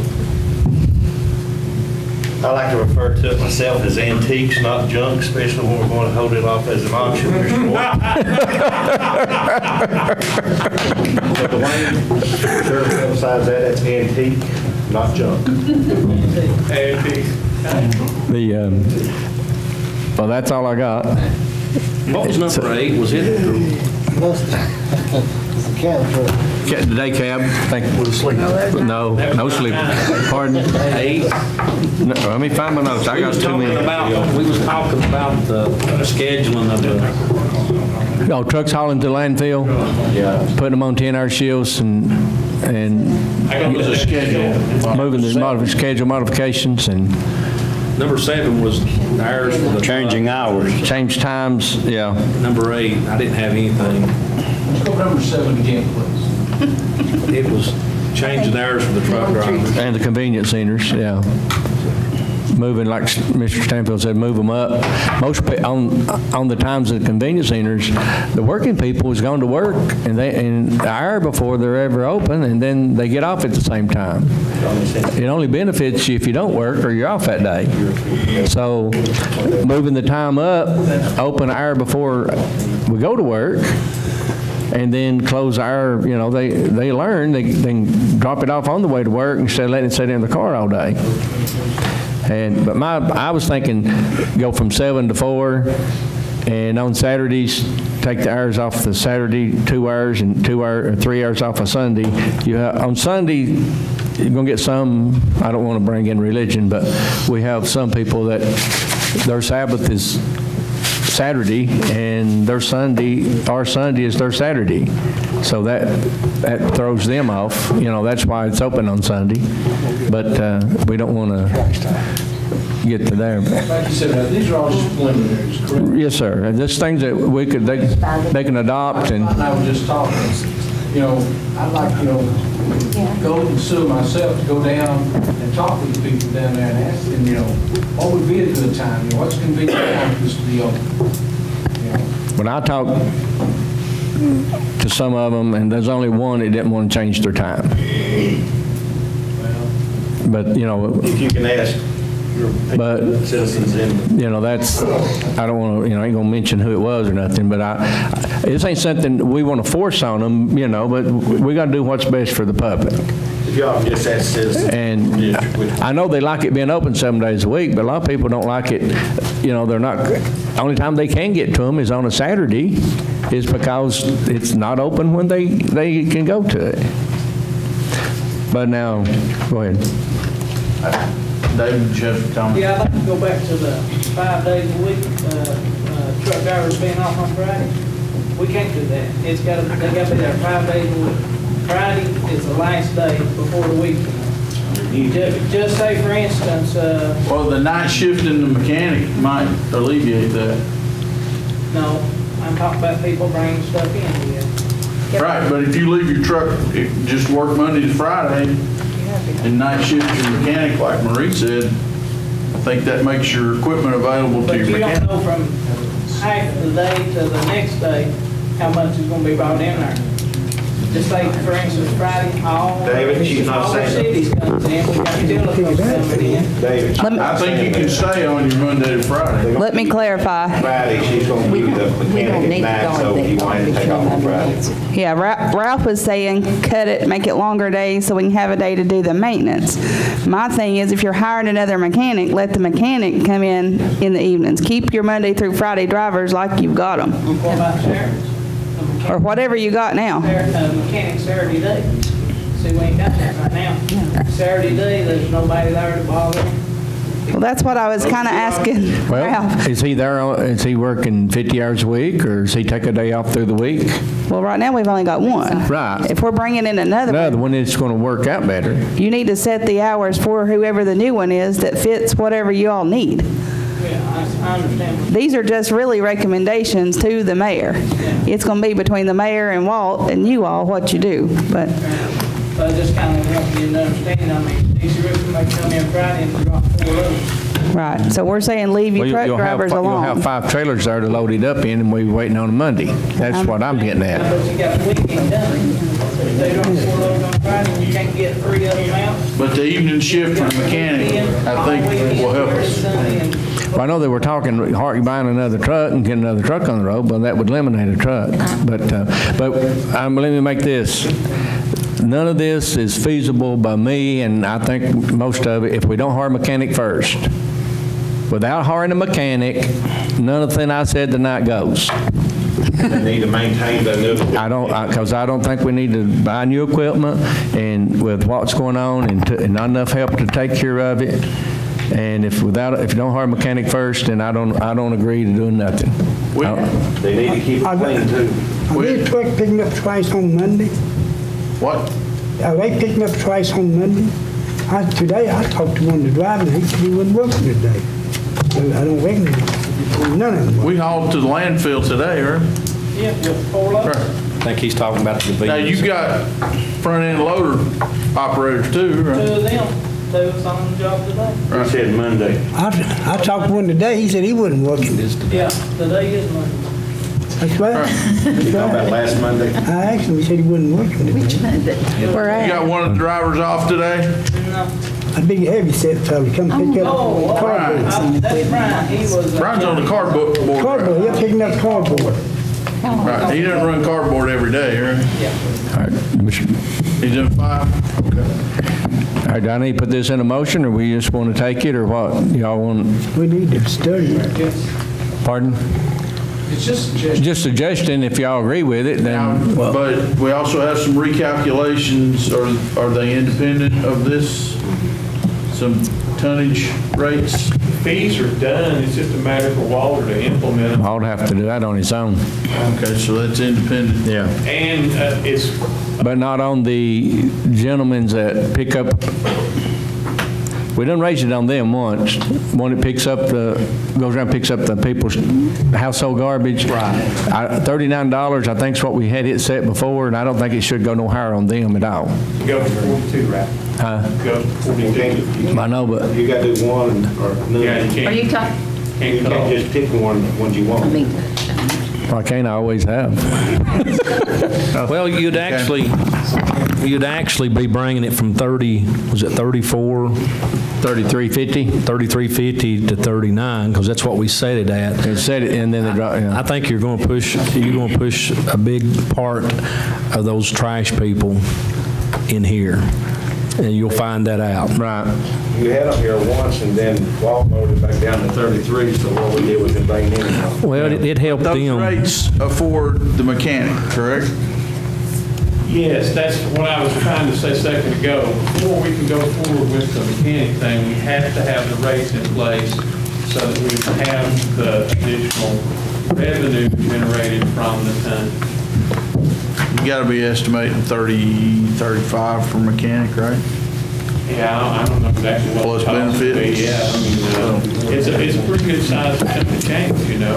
The biggest rate change you saw is the one associated with the construction. The tonnage is roughly the same for both what we call commercial and construction. They're about 3,500 tons, 3,700 tons each for those components annually. That's to give you a basis for any calculations you'd like to do. So if you going to 39 instead of 42, this is going to make or break the bank on the commercial side. That's not going to make that much difference, as you can see. So, But it's effectively going from 33 to 42. yeah, or to 39 is the case maybe. Remember, Walt ends up picking the sign. Go back to What you 39. can't do is charge a higher rate than what we calculated. The 42. Okay, Cliff? Mayor, just to ease my conscience, I agree with everything that Mr. Davis said, except for the $400,000. I know we need it. I think there's other things that we could be doing where the county wouldn't have to be liable for that. I think with different styles of management, and I don't mean you personally, I'm talking about a different style of running it, that we could offset and save that money. So I will be glad to vote yes on everything except for number 11. That's just out of conscience of me. All right, that's fair. I'd just like to say I can't vote on 11 because we don't have the mechanic in place. And Right, but my suggestion, if I made a motion, would be Understand. nothing would go in effect until the mechanic was and on luckily I duty. can stay in for about 15 more minutes. I'm good. I mean, if you're going, these are just suggestions. They can take them and leave You know, them. when I've told you if we're going to increase the load, then I need the man hours and the equipment, and this is a proposal to do that. But the mechanic has to be hard. I mean, I think wherever if y'all agree, let me make a motion, and if you agree with it, vote for it. If you don't. Doesn't the mayor have to hire that? Pardon? If you're authorizing another position, then we'll hire to it. But I think does the We are commissioners have authorizing the another authority position to when you agree get the and funds to vote do on the it with mechanic? from the tonnage. Mr. Marlowe? We have to have a budget amendment now in order for anything to be formal. Yes. Right, so we would have, we don't want no family members. I mean, I'm sorry, huh? It's not fair. Well, I mean, Look, we want to certify. Will be posted to the public. I mean, we won't certify. Well, how many mechanics we have in the past out there? How many do we have in the It will past? be listed with minimum. Mr. Jones. I don't know, I think someone said I ain't gonna say nothing. We had a good one a few years ago, Polly took him. They said he wasn't no good. Well, Yeah, my real question was, I'm sorry, where are we on maintenance logs and keeping up with, I mean, I guess what I'm hearing is our equipment's not that great. Maybe we're not keeping up with it, but we need the system in place before we put new equipment in the system. We asked for those before. Yeah, we've asked for, We met out there. Produced maintenance logs when we were out there the other. We met one. I seen one that had been changing 5,000 miles. well, I mean, they make computer systems to keep up with this stuff as well, to where you can enter your item and when the maintenance is done and who done it and keep up with it. well, we also discussed them getting stickers and putting in the windows so the truck driver can keep up with the mileage in his thermometer and on the window, and he could tell, hey, my truck needs oil changed. That's right. That's the only way. The mechanic ain't got no idea. He might have an idea. That truck may be getting 20,000 miles on it. But the driver's the only one that would know. He can look and add up. He can say, hey, listen, my truck needs its oil changed. The mechanic log should tell him that. Right. He should have his own log. Didn't you mention the other day about washing and cleaning the vehicles? Yeah, I think every truck driver, sometimes, sure, they got, once a month, they'd find time to wash their truck. We've got a hot seat out there, don't we, Dave? Got to, and have it set up to where So they can. this here is just a suggestion to the mayor. To mayor to. We're not, it won't be approved tonight till we get a budget amendment in place, so this is just a suggestion. Do we have to approve it to suggest to him, or just let him take them and come back with them, or, I mean, it's all right with me, we don't have to vote on it, but. I don't care to vote on it, just we need to move on. if we Right, don't that's beat what I'm it to saying, death. I'm done with that part. It's a trashy subject. Well, this is what I ask of you, and I appreciate it. If you're going to appropriate to it, then We'll need a estimate of cost associated with a listing of the equipment so we can run up some formal math. And Mr. Mayor, could you or Andy call other garages around the state and get an idea of what the salary is of a certified mechanic? And Don't Ron have one? I don't know. Well, he doesn't have equipment. I don't know if he'd have a certified one, but what I'm worried about on being a certification is brakes. What is it? You let one of our drivers wreck, He wouldn't have one. and good lawyer say, hey, who put your brakes on? Ralph done it. I can get that. Then then we're running around with a signed check. He's outsourced. That's all I got until we get into other business. I started to say, no. Take lessons You done from that girl good. here last week. Oh, yeah. Those suggestions, She can talk faster than I can. Pardon? I don't think we need to have a motion. At least fine with those suggestions, we could start the process. I think work on the mechanic first. and see what that would cost, and then Goes with setting the rate. and work on seeing what it would cost to get the emergency truck driver. All right, I'm through, I've thank got you. one question, then I'll shut up. Jeff, Yes, sir. Now, I'm constrained. Is our new rates- Until you appropriate or finance more. Well, we don't know. Say again, Our money is at the 400. 430 grand right now. Right. And Waldorf, Doesn't include a mechanic. Does not include a mechanic. So instituting the rates. I thought it was gonna be done in November. Walt. When do those rates go into effect? December the 1st. I thought it was gonna go November the 1st. December? Okay. Oh, okay. 30-day notice? That'd be good, that's fine. All right, I've got one important question. All right. Will our rates be equal to Chestnut Ridge? No. I do not know what Chestnut Ridge costs. Well, 98. if we're going to stop them from bringing it here because it's cheaper, we need to be compatible to Chestnut Ridge, if we can. We had a $74 a ton rate for particular type. What was that, Walt? Class 4. Class 4? What is Chestnut Ridge, do you know? 92. Well, I don't know why you'd leave it under the table. 98. I did. Okay. That's got their margin in it, Cliff. Huh? Can't charge margin. In their commercial business, that's their profit margin. Well, it's either you charge the business or charge the taxpayer. One's two. You got to come up with a formula to come up with the 98 or 92. If we reinvest it into the, Absolutely. Well, that'd be help paying the bed off. Absolutely. And it stops them from hauling it up here. No, let's discuss it right now. Chili crowd. I was up here this year for a couple of days of it. Well, go under them a little. Prophecy, you won't have to go there. right. Go under them a little. Very little. I believe, Mayor, that the calculations presently reflect the best information we have to arrive at the maximum rates. And as you know, we have to be. I'll yield the floor. Thank you, Lord. Can you share that calculation with us, whoever does it? Yeah, did I not? They get paid. They get paid from time to start till it's on their break. I've not seen it. Which one? I haven't seen it. I can run it down.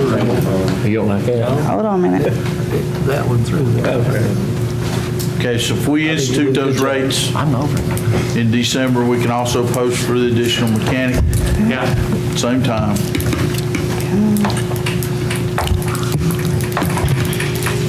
I yield the floor, man. Yeah, I sent it on the 11th at 11:49 a.m., Marie. Can I give you my phone number?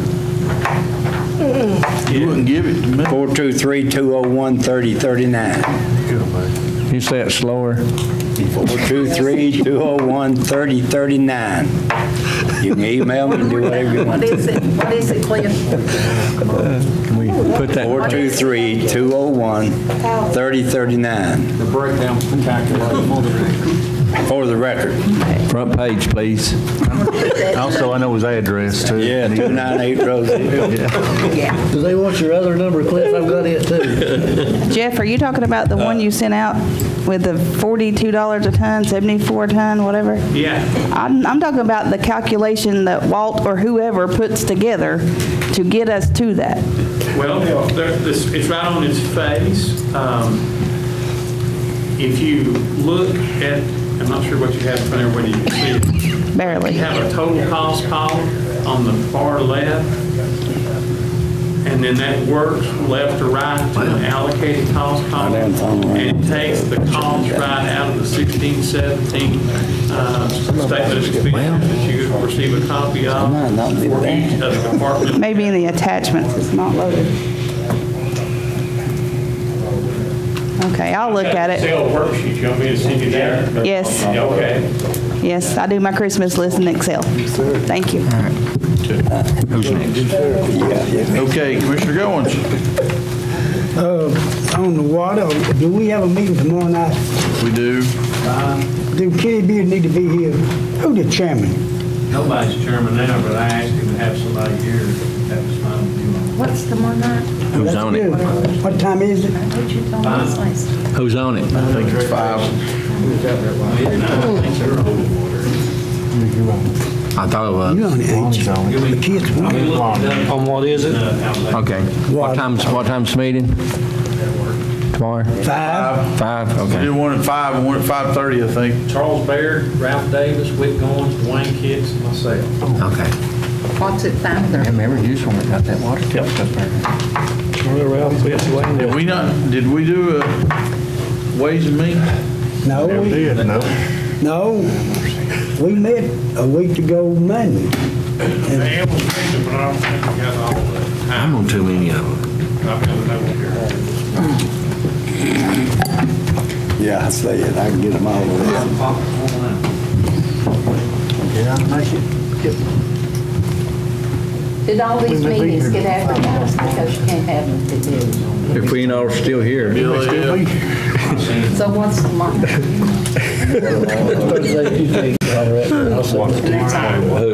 I may have to. Oh, you made that for me? Oh, no. And I did get a call from a resident in Cedar Creek today. That's in DK. Okay. Bobbin. Well, I can go look. Chattanooga, Tennessee. Okay. Mr. Higginbotham. Yes, last week I mentioned about adopting some kind of policy for the donation of sick leave and vacation time. I believe Mr. Coker had sent out an email regarding there was no policy adopted or implemented on behalf of the county, all except the finance department and the school board and I think the clerk's office. And I have a sample policy that I just emailed out earlier today to all the commissioners as well as the mayor and Mr. Coker. I don't know if you have time to review it. I spoke with several county employees, also a few department heads. All right, folks, on this side, we're going to listen to this side. Can you mic up? I think I'm screaming. You're not on. You wasn't on. Okay. Go ahead. I spoke with several county employees as well as department heads that would like to enact a policy to be able to donate their vacation as well as their sick time that they accrue throughout the year to employees that may be out to a serious illness or an emergency situation that had utilized all their time. So I know we hadn't adopted the policy, but I'd like to make a motion to go ahead and adopt the policy to put that in, implement that. Mr. Coker, you can probably write it up, can't you? Well, you would have to adopt the policy that's written, and this is not as simple as it first appears. There's questions that have to be answered, choices that have to be made about how you're going to implement it, who's going to administer the policy, what's going to happen if there's requests that's made that are unfulfilled. You've got HIPAA requirements that you can't put out, to departments. Right. This particular person has this particular problem and is requesting assistance. Those are questions that the commission is going to have to make choices on how you're going to deal with it. I have no idea who you would have to administer this. Well, it'll be each department head that would, put this in place. They would look at the policy. Any employee would go to the department head and ask to be able to donate their vacation or sick time. And I sent a sample policy, and it's verbatim as far as the wording, and it describes pretty much everything, and it does not violate any kind of HIPAA law. Where did it come from? The government, Tennessee, state of Tennessee, I've typed in. It's a state policy. Yeah, this actual policy here is from a city that came in, but no, it's not actual. It might be part of the state. I have to look and see. We've asked CPAS for advice and assistance on this, but we've not gotten anything back from them yet.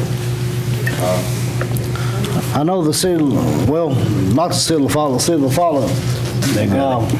Well, they didn't have it when I was employed there, full-time, but I think the city of Jellicoe has it, numerous places. The school board has it, correct, Johnny? That's correct. We can go on behalf of what the school board has. Which department have to vote on it, or approve each department head, elected officials, they have to approve their own policy. Yes, I mean, you could theoretically have a policy that all of them would approve. But They either adopt it or not. They would adopt it or not, and if there should be a change of office holder, then that would require a new action on the part of the person. Mr. Chairman, one of the things, Robert, that has to transpire that Joe's talking about there, and this happens with the school system as well as anybody else that already has one, they have to have a committee that administers the allocation of the days pursuant to a request received. So if you have somebody who is out of days and they're filing a request for donation, then you have to have some tribunal who reviews the request and decides then whether or not the request will be facilitated, approved. And that's part of the process that has to transpire with the pool. The other thing that makes it more cumbersome than with the Board of Education, and we've had this discussion many times, the Board of Education is a singular employee. Why can they have time clocks? Because they are in fact the employee. The situation over here on this side of the fence is that each and every elected office holder or department head that has personnel management authority is in fact their own employee. So in order to administer a sick pool with this tribunal I'm talking about, that means that these people would have to collectively agree to donate some part of their sick time. And it's not like that there's a donation pool that says for each day of the month I want to donate into this pool. It is case by case. And so they have to make this determination of who would be donating and who would be donating, and would be crossing all these multiple offices, departments, and so forth, so on. So it's a much more intrinsic undertaking than just a simple internal policy for a singular department or office. Tribunal sounds like it's ready. Hey, Jeff, this policy that I sent out to everybody, if you would read it, you would understand it. It says, it goes on to say, such employee would like to donate such hours to this employee. If Dwayne was sick and I want to donate 8 hours of my vacation time, I would be able to. There's a list here. Yeah, but you. I mean, it's a guy. I agree with the sentiment. It's a great thought. But Jeff's right. The city government is a singular employer. Yeah, Robert, I guess what I'm trying to say is that, at least my limited understanding of how they work, is you, the individual, in the example you gave, want to donate to Dwayne, isn't something that happens inside the pool. You get to decide whether you want to donate to the pool, and the administrator of the pool then receives the request and allocates it out pursuant to the request. So there isn't a way that I know of, and Joe may know more about this or can find out more. When I recall, there was this thing called a pool and a bank at one time, sick leave pool, sick leave bank, and those are two totally different things. And I'm not sure what the distinction is, don't ask him. But I know that the pool does not involve me saying I want to donate to GO, and that's the end of it. It's a singular transaction where I say I want some of my time to go to GO. Goes into a pool, and there's an overseer, a committee, some kind of structure that gets the request for the utilization. So that's all I'm trying to say. Jeff, do you have this policy? So, I have a pool. okay, so how does yours work? I have a committee set up of the 3 divisional managers in my office who administer the pool. So if in fact we had someone who made a request for days that run out, they make a request. Would they make a request, or could some employer? Say again? Would they have to make the request, the person that's sick? I think it'd be some personal. The person who's sick has to make a request for the day. Yeah, that would be. So that'd be they make they administer. Let me read requests that. come in. That whether they want jerky training, man. All right, over there at Y12, for instance, Human Resources sends out a mass email to all employees. So with such employee, it's been out sick, has utilized all their vacation, sick leave, etc. And then you go on there and email, I would like to donate 8 hours of my vacation time. Well, they subtract 8 hours of my vacation time and give it to that certain employee. It ain't like you're gonna have 10 different employees. I mean, I don't want to just throw my money in this pool of money over here and just take it out to certain individuals, you know. I understand, and in the example that you just gave, that's another talking point. We don't have a human resource department in county government. I wish to God we did have one, because the finance office tries to facilitate halfway administration of certain things. My office can do the following. If in fact we get an approval from somebody, we can up the day from John Doe and make it available for Jane Doe's use inside of the process of paper check.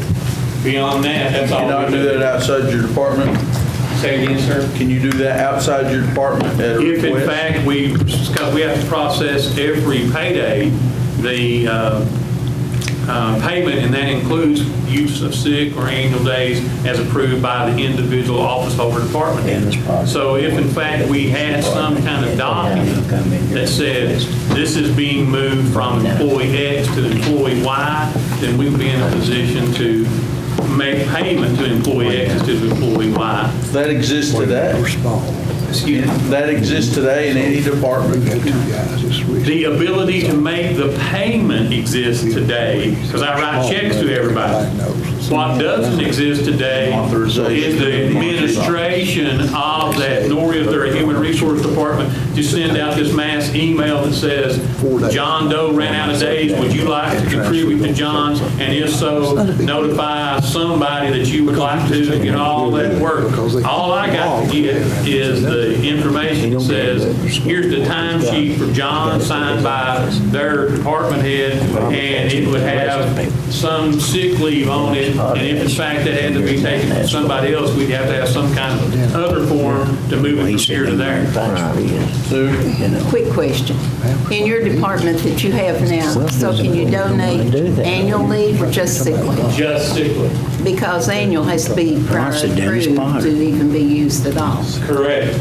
Sick leave is the only thing that's donatable, because annual leave is a whole different animal. That's right. 5 or 6. You would also help. You were including annual. Yeah, I mean, I've earned my vacation time. If I want to donate it, I should be allowed to. Yeah, I don't think you can. Not, I think he needs to do more homework. mine doesn't allow that, nor does any of the school system doesn't, nor does the county clerk. I don't think state does either. Sick time on. I'm not saying whether it could or couldn't be done, Robert. I'm just saying, you know. Again, that makes it, that much more complicated for whoever's going to administer. Sick leave in county government has no cash value. Annual leave in county government has cash value. So getting an employee to actually be willing to donate vacation days.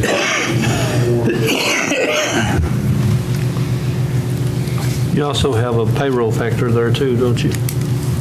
Yeah, because everybody's going to have a different work, and that's the reason, that's another thing, but you would just have to treat them like the school system does, and then I do. It'd just be whatever hours that you're giving from Joe Blow to Jane Doe would be valued to come off the books of Joe Blow at whatever his value was, and increase the value of Jane Doe at whatever her value is. It is not trying to account for, I make $35 an hour, and you make $20 an hour, and the difference between $15 an hour, that's got to be kept up somewhere. That would never exist.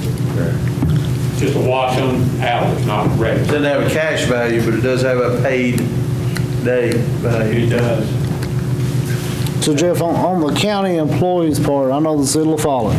Okay, you have sick time, which is banked. It is yours. It's not coming from the state, it's coming from the city. Same thing with your vacation. It's from the same pool of money, but it's just divided. Say, when I work for the city of Follow, I got 8 hours of sick time for every month I worked. Vacation, I got 2 weeks for every year. Still calculates in the same hourly rate. It's just divided. In a lot of places, you have to utilize your vacation time before you can use your sick time or whatever, unless you're actually out sick. And that's the way it is here, what Sue was talking about. Inside the personnel policies that exist today, sick leave can be used by anybody without notification, and if in fact you go over 2 days worth of utilization, you have to present a doctor's excuse upon the third day of absence. But those first 2 days, you're out sick, whatever, and if you can be out a week and bring a doctor's excuse. Annual leave use, vacation use, must have the prior approval of the department head on a request 1 week in advance of utilization. So it is not the same as you owning the annual leave days. You can earn them forever, and if the employer doesn't want to let you off, you don't get off. You just get to keep accumulating them until you were finally reach terminal leave status, and then you get cashed out for whatever days you didn't get to use while you were here. Neil, can we get a hold of each department head, see if they can be here next workshop? Mr. Boyle, how does your department do it? Do y'all have sick time that you're able to donate? We don't have a policy. You just use your days like you get them, they use them when they need to be off. I mean, we don't have a policy like this, what you want to see, you want to do this today. We have to get a policy to bring our finance department to do all the work. Right. So that's what I'm trying to implement, but I mean, your department has no problem with that. I mean, I can get a policy together in my office. Yeah. Well, y'all have to get it together for football on something. I can do it in my office. Marty, do you accrue vacation? Yeah. Elected officials don't accrue it, right? So a quarter of your elected official offices, we don't have anything to convert. No, every employee in there does, just not officially themselves. They get paid regardless. Robert, each department, each office holder, president, has the ability to establish their own system. They just can't cross from trustee's office, to county clerk's office, to clerk master's office. They have to stay, like Monica said, inside of the trustee's office. And all the ones that exist today in county government are singular in that nature. School system only. Finance only. County clerk's office only. It's much more complicated when you go out across the spectrum of all of them. Monty could adopt one tomorrow just for his office.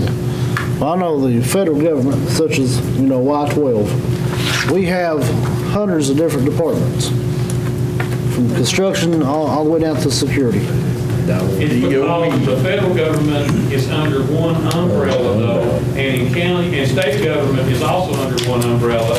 County government is not. Monty is an employer in and of and to himself, and so is the sheriff, blah, blah, blah. That doesn't exist in any other form of government, be it city, state, or federal. It's only a county problem. We have our own budgets. My question is this. We do too. If Mr. Bullock wanted to install this procedure in his office, he could? Yes. And my suggestion is what you've already asked is to bring each department head in here and ask if they so desire it. It's been done before in the Parks office. Oh, yeah, it is right now. And so I guess what I'm saying, Cliff, is they don't even have to come in here and ask you. Well, Mr. Potter asked us the night prior to the thing. He certainly recommended that his office be that. Well, Elizabeth can put that on. Well, I wouldn't give him an answer because I didn't know the answer. And so what you probably need to do is go with each individual office holder. I'm going to have to leave. Got another meeting. Yeah, but Dennis can establish one tomorrow if that's what he wants to do. Yes. Yeah, I want you to know you've trashed this meeting up. Get out of here. We've all tried. Yeah, we have. I'm sorry. Marie? I'm trying to clarify. The reason we can't just make a big pool is because there are multiple entities under the umbrella. We can't control what Monty's office does, register of deeds, clerks, whatever. We can't control those. Same as we can't go in and control their management, we can't tell them yes or no, you can have a pool. But they can individually do this. But we can't set it up to where the clerk master can pull from the clerk's office. They can pull from their own pools. So they don't need to come before us. If they want to do this, they can do it within their own department. What about the multiple departments that report to me that are not elected? They can probably serve their own cabinet. Walter could have one, Bruce could have one, you get the gist of it. And you have control of that. If we don't actually have any say so in it. No. All I'm asking is department heads and employees came to me and see if I would bring this to the commission body as well as the finance department and the mayor, because some departments haven't. I'm not trying to tell each department what to do. I would just like for people to be able to volunteer on a volunteer basis if they just want to give their sick time away to an individual that's out sick with serious illness. Oh, I appreciate that in behalf of the county employees. And I think it's a good idea. Obviously, I do because we have one. So what I would respond to those people that ask is, you've done your due diligence, and all that has to happen is the individual department heads establish it. We've got a boilerplate for them to use. The clerk's office adopted one. They were the last one done it. About 6 years ago, something like that, 5 or 6 years ago. So it's a very simple thing to provide them with the format and let them adopt their own, and that's the end of it, Robert. Well, can we send each individual, each department head an email? Sure. I will. Okay. Yeah. Sure. Good job, Robert. Yeah. It may very well have it. Like you said, it's not a hard thing to send them to. Well, let's go ahead and send them out an email and let them know, they want it, they can have it. If they don't, that's fine too. I have got to go, and I'm sorry, but I was just looking, this is not to do with that, and I'm just throwing it so Jens can think about it. The visa bill on yours, where we couldn't change the date, this one was due October 16th, today. This is today's bill. So the minimum payment due was $20, and that would alleviate the $25 late fee. We would still incur the finance charge, because it wouldn't be paid in full. But I'm wanting to know if somebody wanted to suspend the rules and make a motion where the first of every month that we pay like $30. And that would eliminate the $25 late fee. Does that make sense? Because if the balance at $295 is $20 minimum payment, I would think the minimum payment would be $20 for, I don't know what the balance would have to be. So maybe not even right now. Get this before next month. Yeah. Can I ask a question? Sure. And I don't have anything to do with that, but why is it that we can't cancel that and set up one on the payment date that you want it to be? Andy said he called and they told him no. I've never heard of that. We tried to. Andy said he called, and this one through First Volunteer Visa. Would you care if I call? No, because I changed mine, and I've got one through here. I've never heard I've never read a company. where you can't change the date. Now, they've made me, they would make you pay the balance. You'd have to have a zero balance Oh, yeah. in order to change it. But Andy said he called and they told him no. So, does anybody mind if I call? I've got 2 copies. You want this? Yes. Jeff, we even suggested cancel that and start another. Oh, if I can't change that, Right. I'm saying just cancel. That's what we were attempting to do, and we were told it's going to be the same day. So, Yeah, let me find out. let's do. Thank you. Okay. Commissioner Kitts. Joe? They took his hearing away when they operated. This is a good idea. Yes, it is. And I think that there's a way to do it. It's only been 4 working days since the last commission meeting, and there's just not been time to get a response back where we've gotten some advice. I have absolutely no disagreement with what Mr. Marlowe has told me, and I think that's probably what we're going to be told. But we have asked, and we may get an answer back tomorrow. You know, I don't know how long it will take, but there hasn't been enough time between the workshop meeting and now for us to get that response. I will let you know just as soon as we get it. Thank you. Commissioner I Kitts. understand the situation, and we're trying. Yes, Mayor. Out of last week's, out of the Recreation Committee meeting, we voted unanimously to campsite number 7 to be handicap accessible. And also, I'm seeking approval for the campsite fee to be increased from $5 to $10 per night for camping. Is that in the form of a motion? That's in the form of a motion. Is there a second? Motion by Kitts, second by Davis. Do I hear any discussion? One more time, Mr. Chairman, for the record, campsite what number? Campsite fee from $5 changed to $10. Okay. Campsite number 7 is handicap accessible. Campsite number 7 is now handicap accessible. I'm gonna vote yes. Any other discussion? Please vote yes or no. Press confirm. You'll have to lock Marie out. What do you need to do? Yeah. Right now. I'll vote for sure, don't worry about it. Okay, we're ready. No to current. No, you can't do that. Good. Did you confirm button there, Rusty? Yeah. Does anyone wish to change the vote? Seeing none, Madam Clerk, show vote. 12 yes. Motion passed. Thank you, Mayor. That's all I have. Wayne, you had also, Jeff trying to find $1,500 to make that campsite handicap accessible. Right, Because Jeff is we'll work going on to have a that. lot of fields to make it level enough to. There's, What we come up with, Johnny, $1,500? There's capital outlay money inside the car park. There is Right. money already there. What's up, friends, longer than Everything's along the show. Right, that's Joe's, if you check it into that, Joe. I have sent you this afternoon Right. a copy of a proposed charter for the Friends of the Park. There is, you probably know, a Friends of Cold Lake State Park. I was unable to find their charter recorded here. They've been registered with the state since, I think, '94. But we found one for the Friends of Car Stand, which is very similar to what we would be doing here. And what I sent you here today has used that as the template for it. So you can look at that and decide how you want the formation to begin.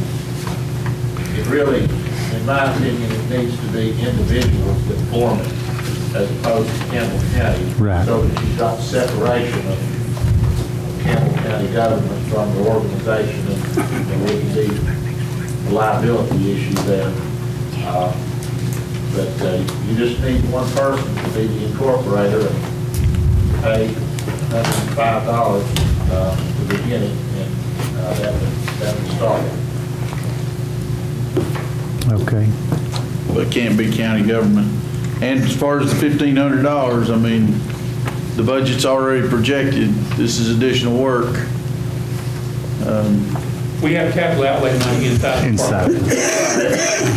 We've already got money there to use. Not identified for specific projects, it's capital outlay money. All right, so the department head can be directed as to how to spend that. Correct. By this body. No. By me. Okay. Right. So we're adding work, but we've already budgeted. Yeah. And adding costs. I mean, it's just like having, you've got money in the 171, 91, 110, 707, right? For building improvements for the courthouse. You've got money appropriated there. You don't have any idea specifically what you're going to do from year to year. You've got money appropriated. Same as out there. They've got money appropriated for 790 equipment line item or something like that. And they don't really know in advance what they're going to do with it. It's just money for capital outlay. So, you know, undertaking, making a handicapped accessible site is not easy. The amount's not a big deal.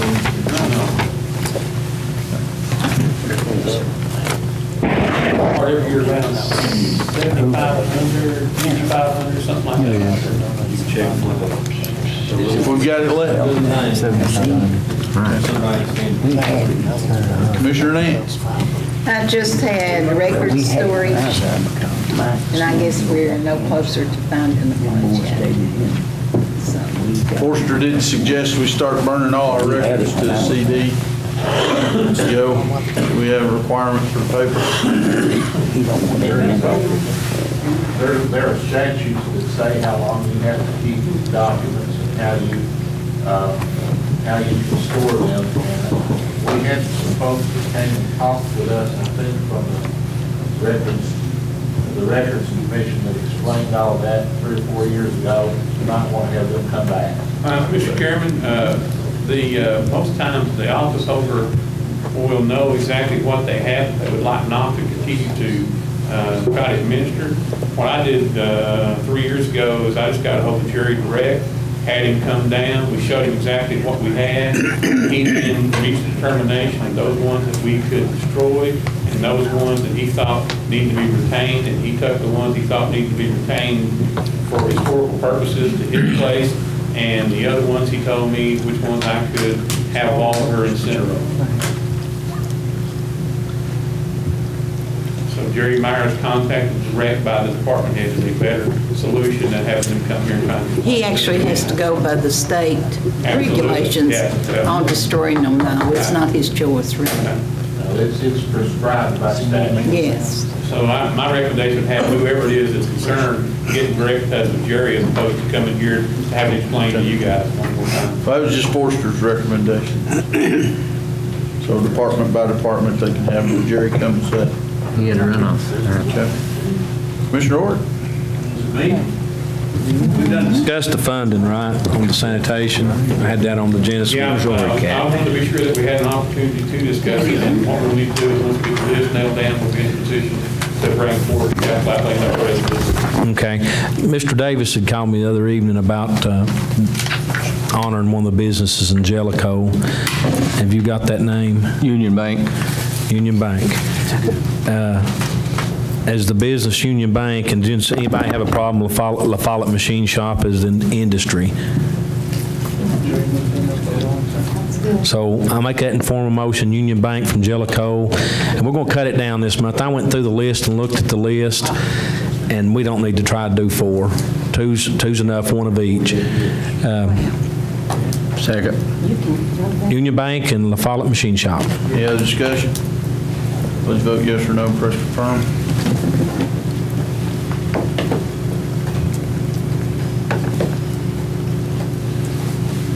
Does anyone wish to change the vote? Seeing none, Madam Clerk, please show the vote. Vote yes, motion passed.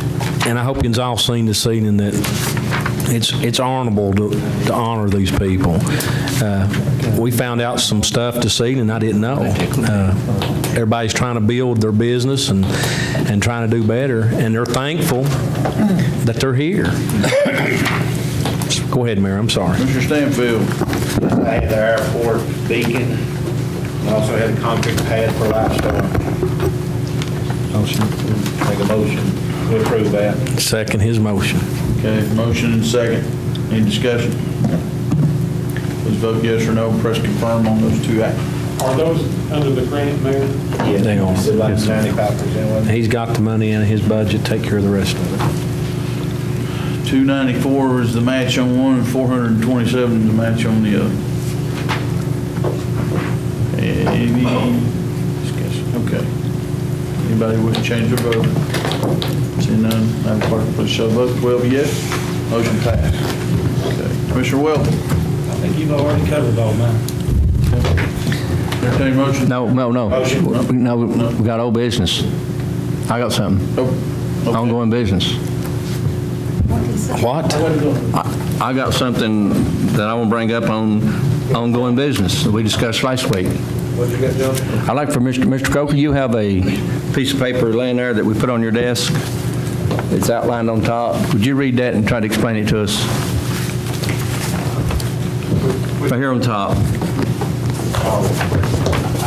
I have no idea what the concept is. I mean, Tennessee Code annotated 421.310, resistance to obstruction, etc. of commission. Any person who willfully resists, prevents, impedes, or interferes with the performance of the duty or the exercise of power by the commission or one of its members or representatives commits a Class C misdemeanor. $50 fine, 30 days in jail. That's the. Do you think that was presented to us last week by Mr. Dunaway, that he was interfering with the votes that we've did and trying to threaten us to stop us from doing our duty? You can laugh if you want to. It ain't funny. I have no comment to make about that. I mean, this would be in a court proceeding. He would have no ability to willfully resist or prevent or impede or interfere with this. But you'll notice this statute Peggy needs these has been back. enacted since 1978, and there's not one case note after it. So this could be the first. There's been no appellate cases that have been decided on it, apparently. Frankly, I've never seen it before. Well, if it come with, when I was elected, it was in the law books, and I read them and outlined every one that, but if it's a law, did you not, I mean, you're an attorney, did he not send us a threat that he would sue us all individually if we didn't change our vote? And that's impeaching, and that's threatening, and that's interfering with our sworn duty. And when we took our oath, we swore that we'd uphold the Constitution of the state of Tennessee and Campbell County, and I think this is a threat to the commissioners. If you want to run with the threat he got, you don't need to be sitting here. Well, I think, you could view it as being a threat, or you could view it as just being a statement of fact that he said this is what he's going to do. I don't know whether he intends to do it or not. Well, it don't say intend, it says provoke. I mean, it was, can you take that to the district attorney and ask him and see? And if it is, I'd like to go on. If this commission wants me to take this to the district attorney, I certainly will. You can vote on that. I mean, when we done passed it and it's a law, it's been a law for 2 years. And it's in court for the judge to make the decision, and the judge sent it back to us, wanted us to back up and punt. So we went for it on 4th down, and we decided not to. And then we had 15 votes to not pay no change order that was not approved first. Then the first change order came in, we had 2 that voted to go ahead and pay it, and that's fine. Then he came in with a threat he's going to charge $400 an hour plus how many hundreds of hours it was going to be. So 5 changed their mind. Then he come up the other, then he come up the other day, and then he says he's going to sue Ralph Davis personally because I voted yes not to pay it. Let the judge decide. So he threatened me, along with the other 8, that if we don't change our mind and be a coward and vote for him, then he was going to sue me.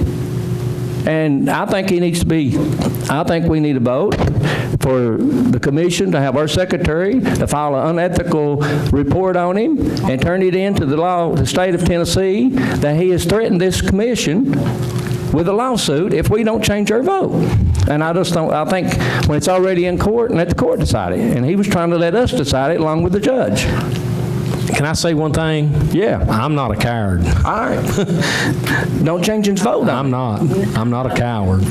I'm not either. You voted first, so you didn't have to change yours. You did. That's right. Yes. You and Johnny. You just voted first to pay it to start with. That's right. But I'm just saying, when you are being threatened, I don't take threats very good. But I'm just saying, if that's the law, let's use it. If it's not, then we don't have to worry about it. If I might respond here, correct one thing that you said. He didn't say that he was asking $400 an hour. He said he wanted $450 an hour. Okay, then it was more than we said. Okay. But again, you know, if the commission wants me to present this to the district attorney and you vote on a motion for me to do that, I certainly will. But since I'm one of the attorneys that is in the case, I don't think that would really be, I would not really be the best one to do that. But if you want me to do it, I will. Why wouldn't you be? It'd be part of your case. You could present it to the judge and say, hey, listen, he threatened our commissioners to change their mind. I mean, why wouldn't that not be a good? I apologize again for not being here, but I was ill. Am I assuming that nothing has changed? We're going to court with it. Is that correct? That's correct. Okay, in order to change that, the original 2 people, which would be Mr. Davis and I, for you to vote on it, we would have to vote to reconsider. Is that not correct? I think that if this commission were to vote by majority vote that you wanted to pay this disputed account, you have the right to do that. We've already voted not to. You have voted not to. And okay. At this point, that's where it is. How do you render and make that mute?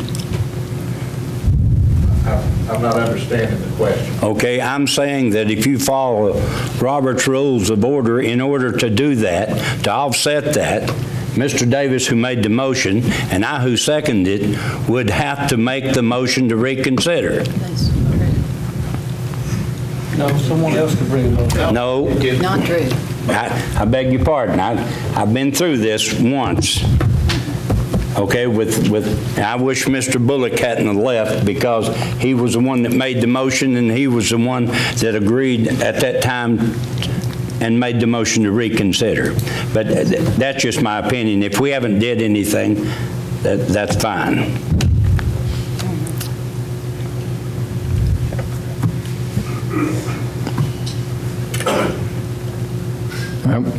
Are you saying I need to make a motion and see if I can get a second to see if you can take it to the district attorney and see if he's broke that law?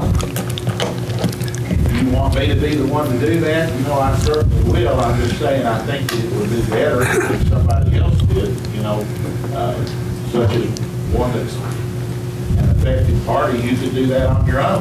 But if the commission wants me to do that, I will. Well, I'll talk to the district attorney's office. What did they tell you? They told me we need to file a complaint against him with the state of Tennessee, and I haven't talked to him about that. I just happen to remember that. I keep it in my folder. I'm just saying, you know, we shouldn't be threatened with our livelihood when the law backs us up.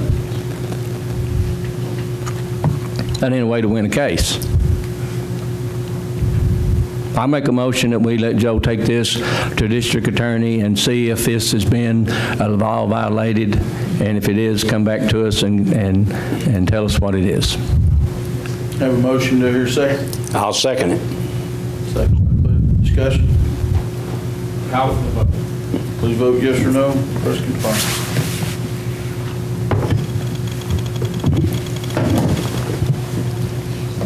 Does anyone wish to change their vote?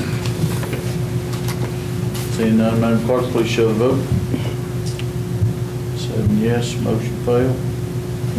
Motion to adjourn. Becky wants these books brought back next month. She can read them.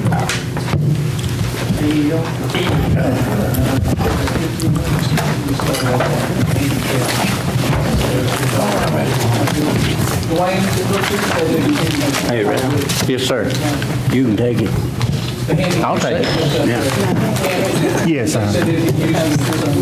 yes, yes. Motion to adjourn. Done did that. Way behind.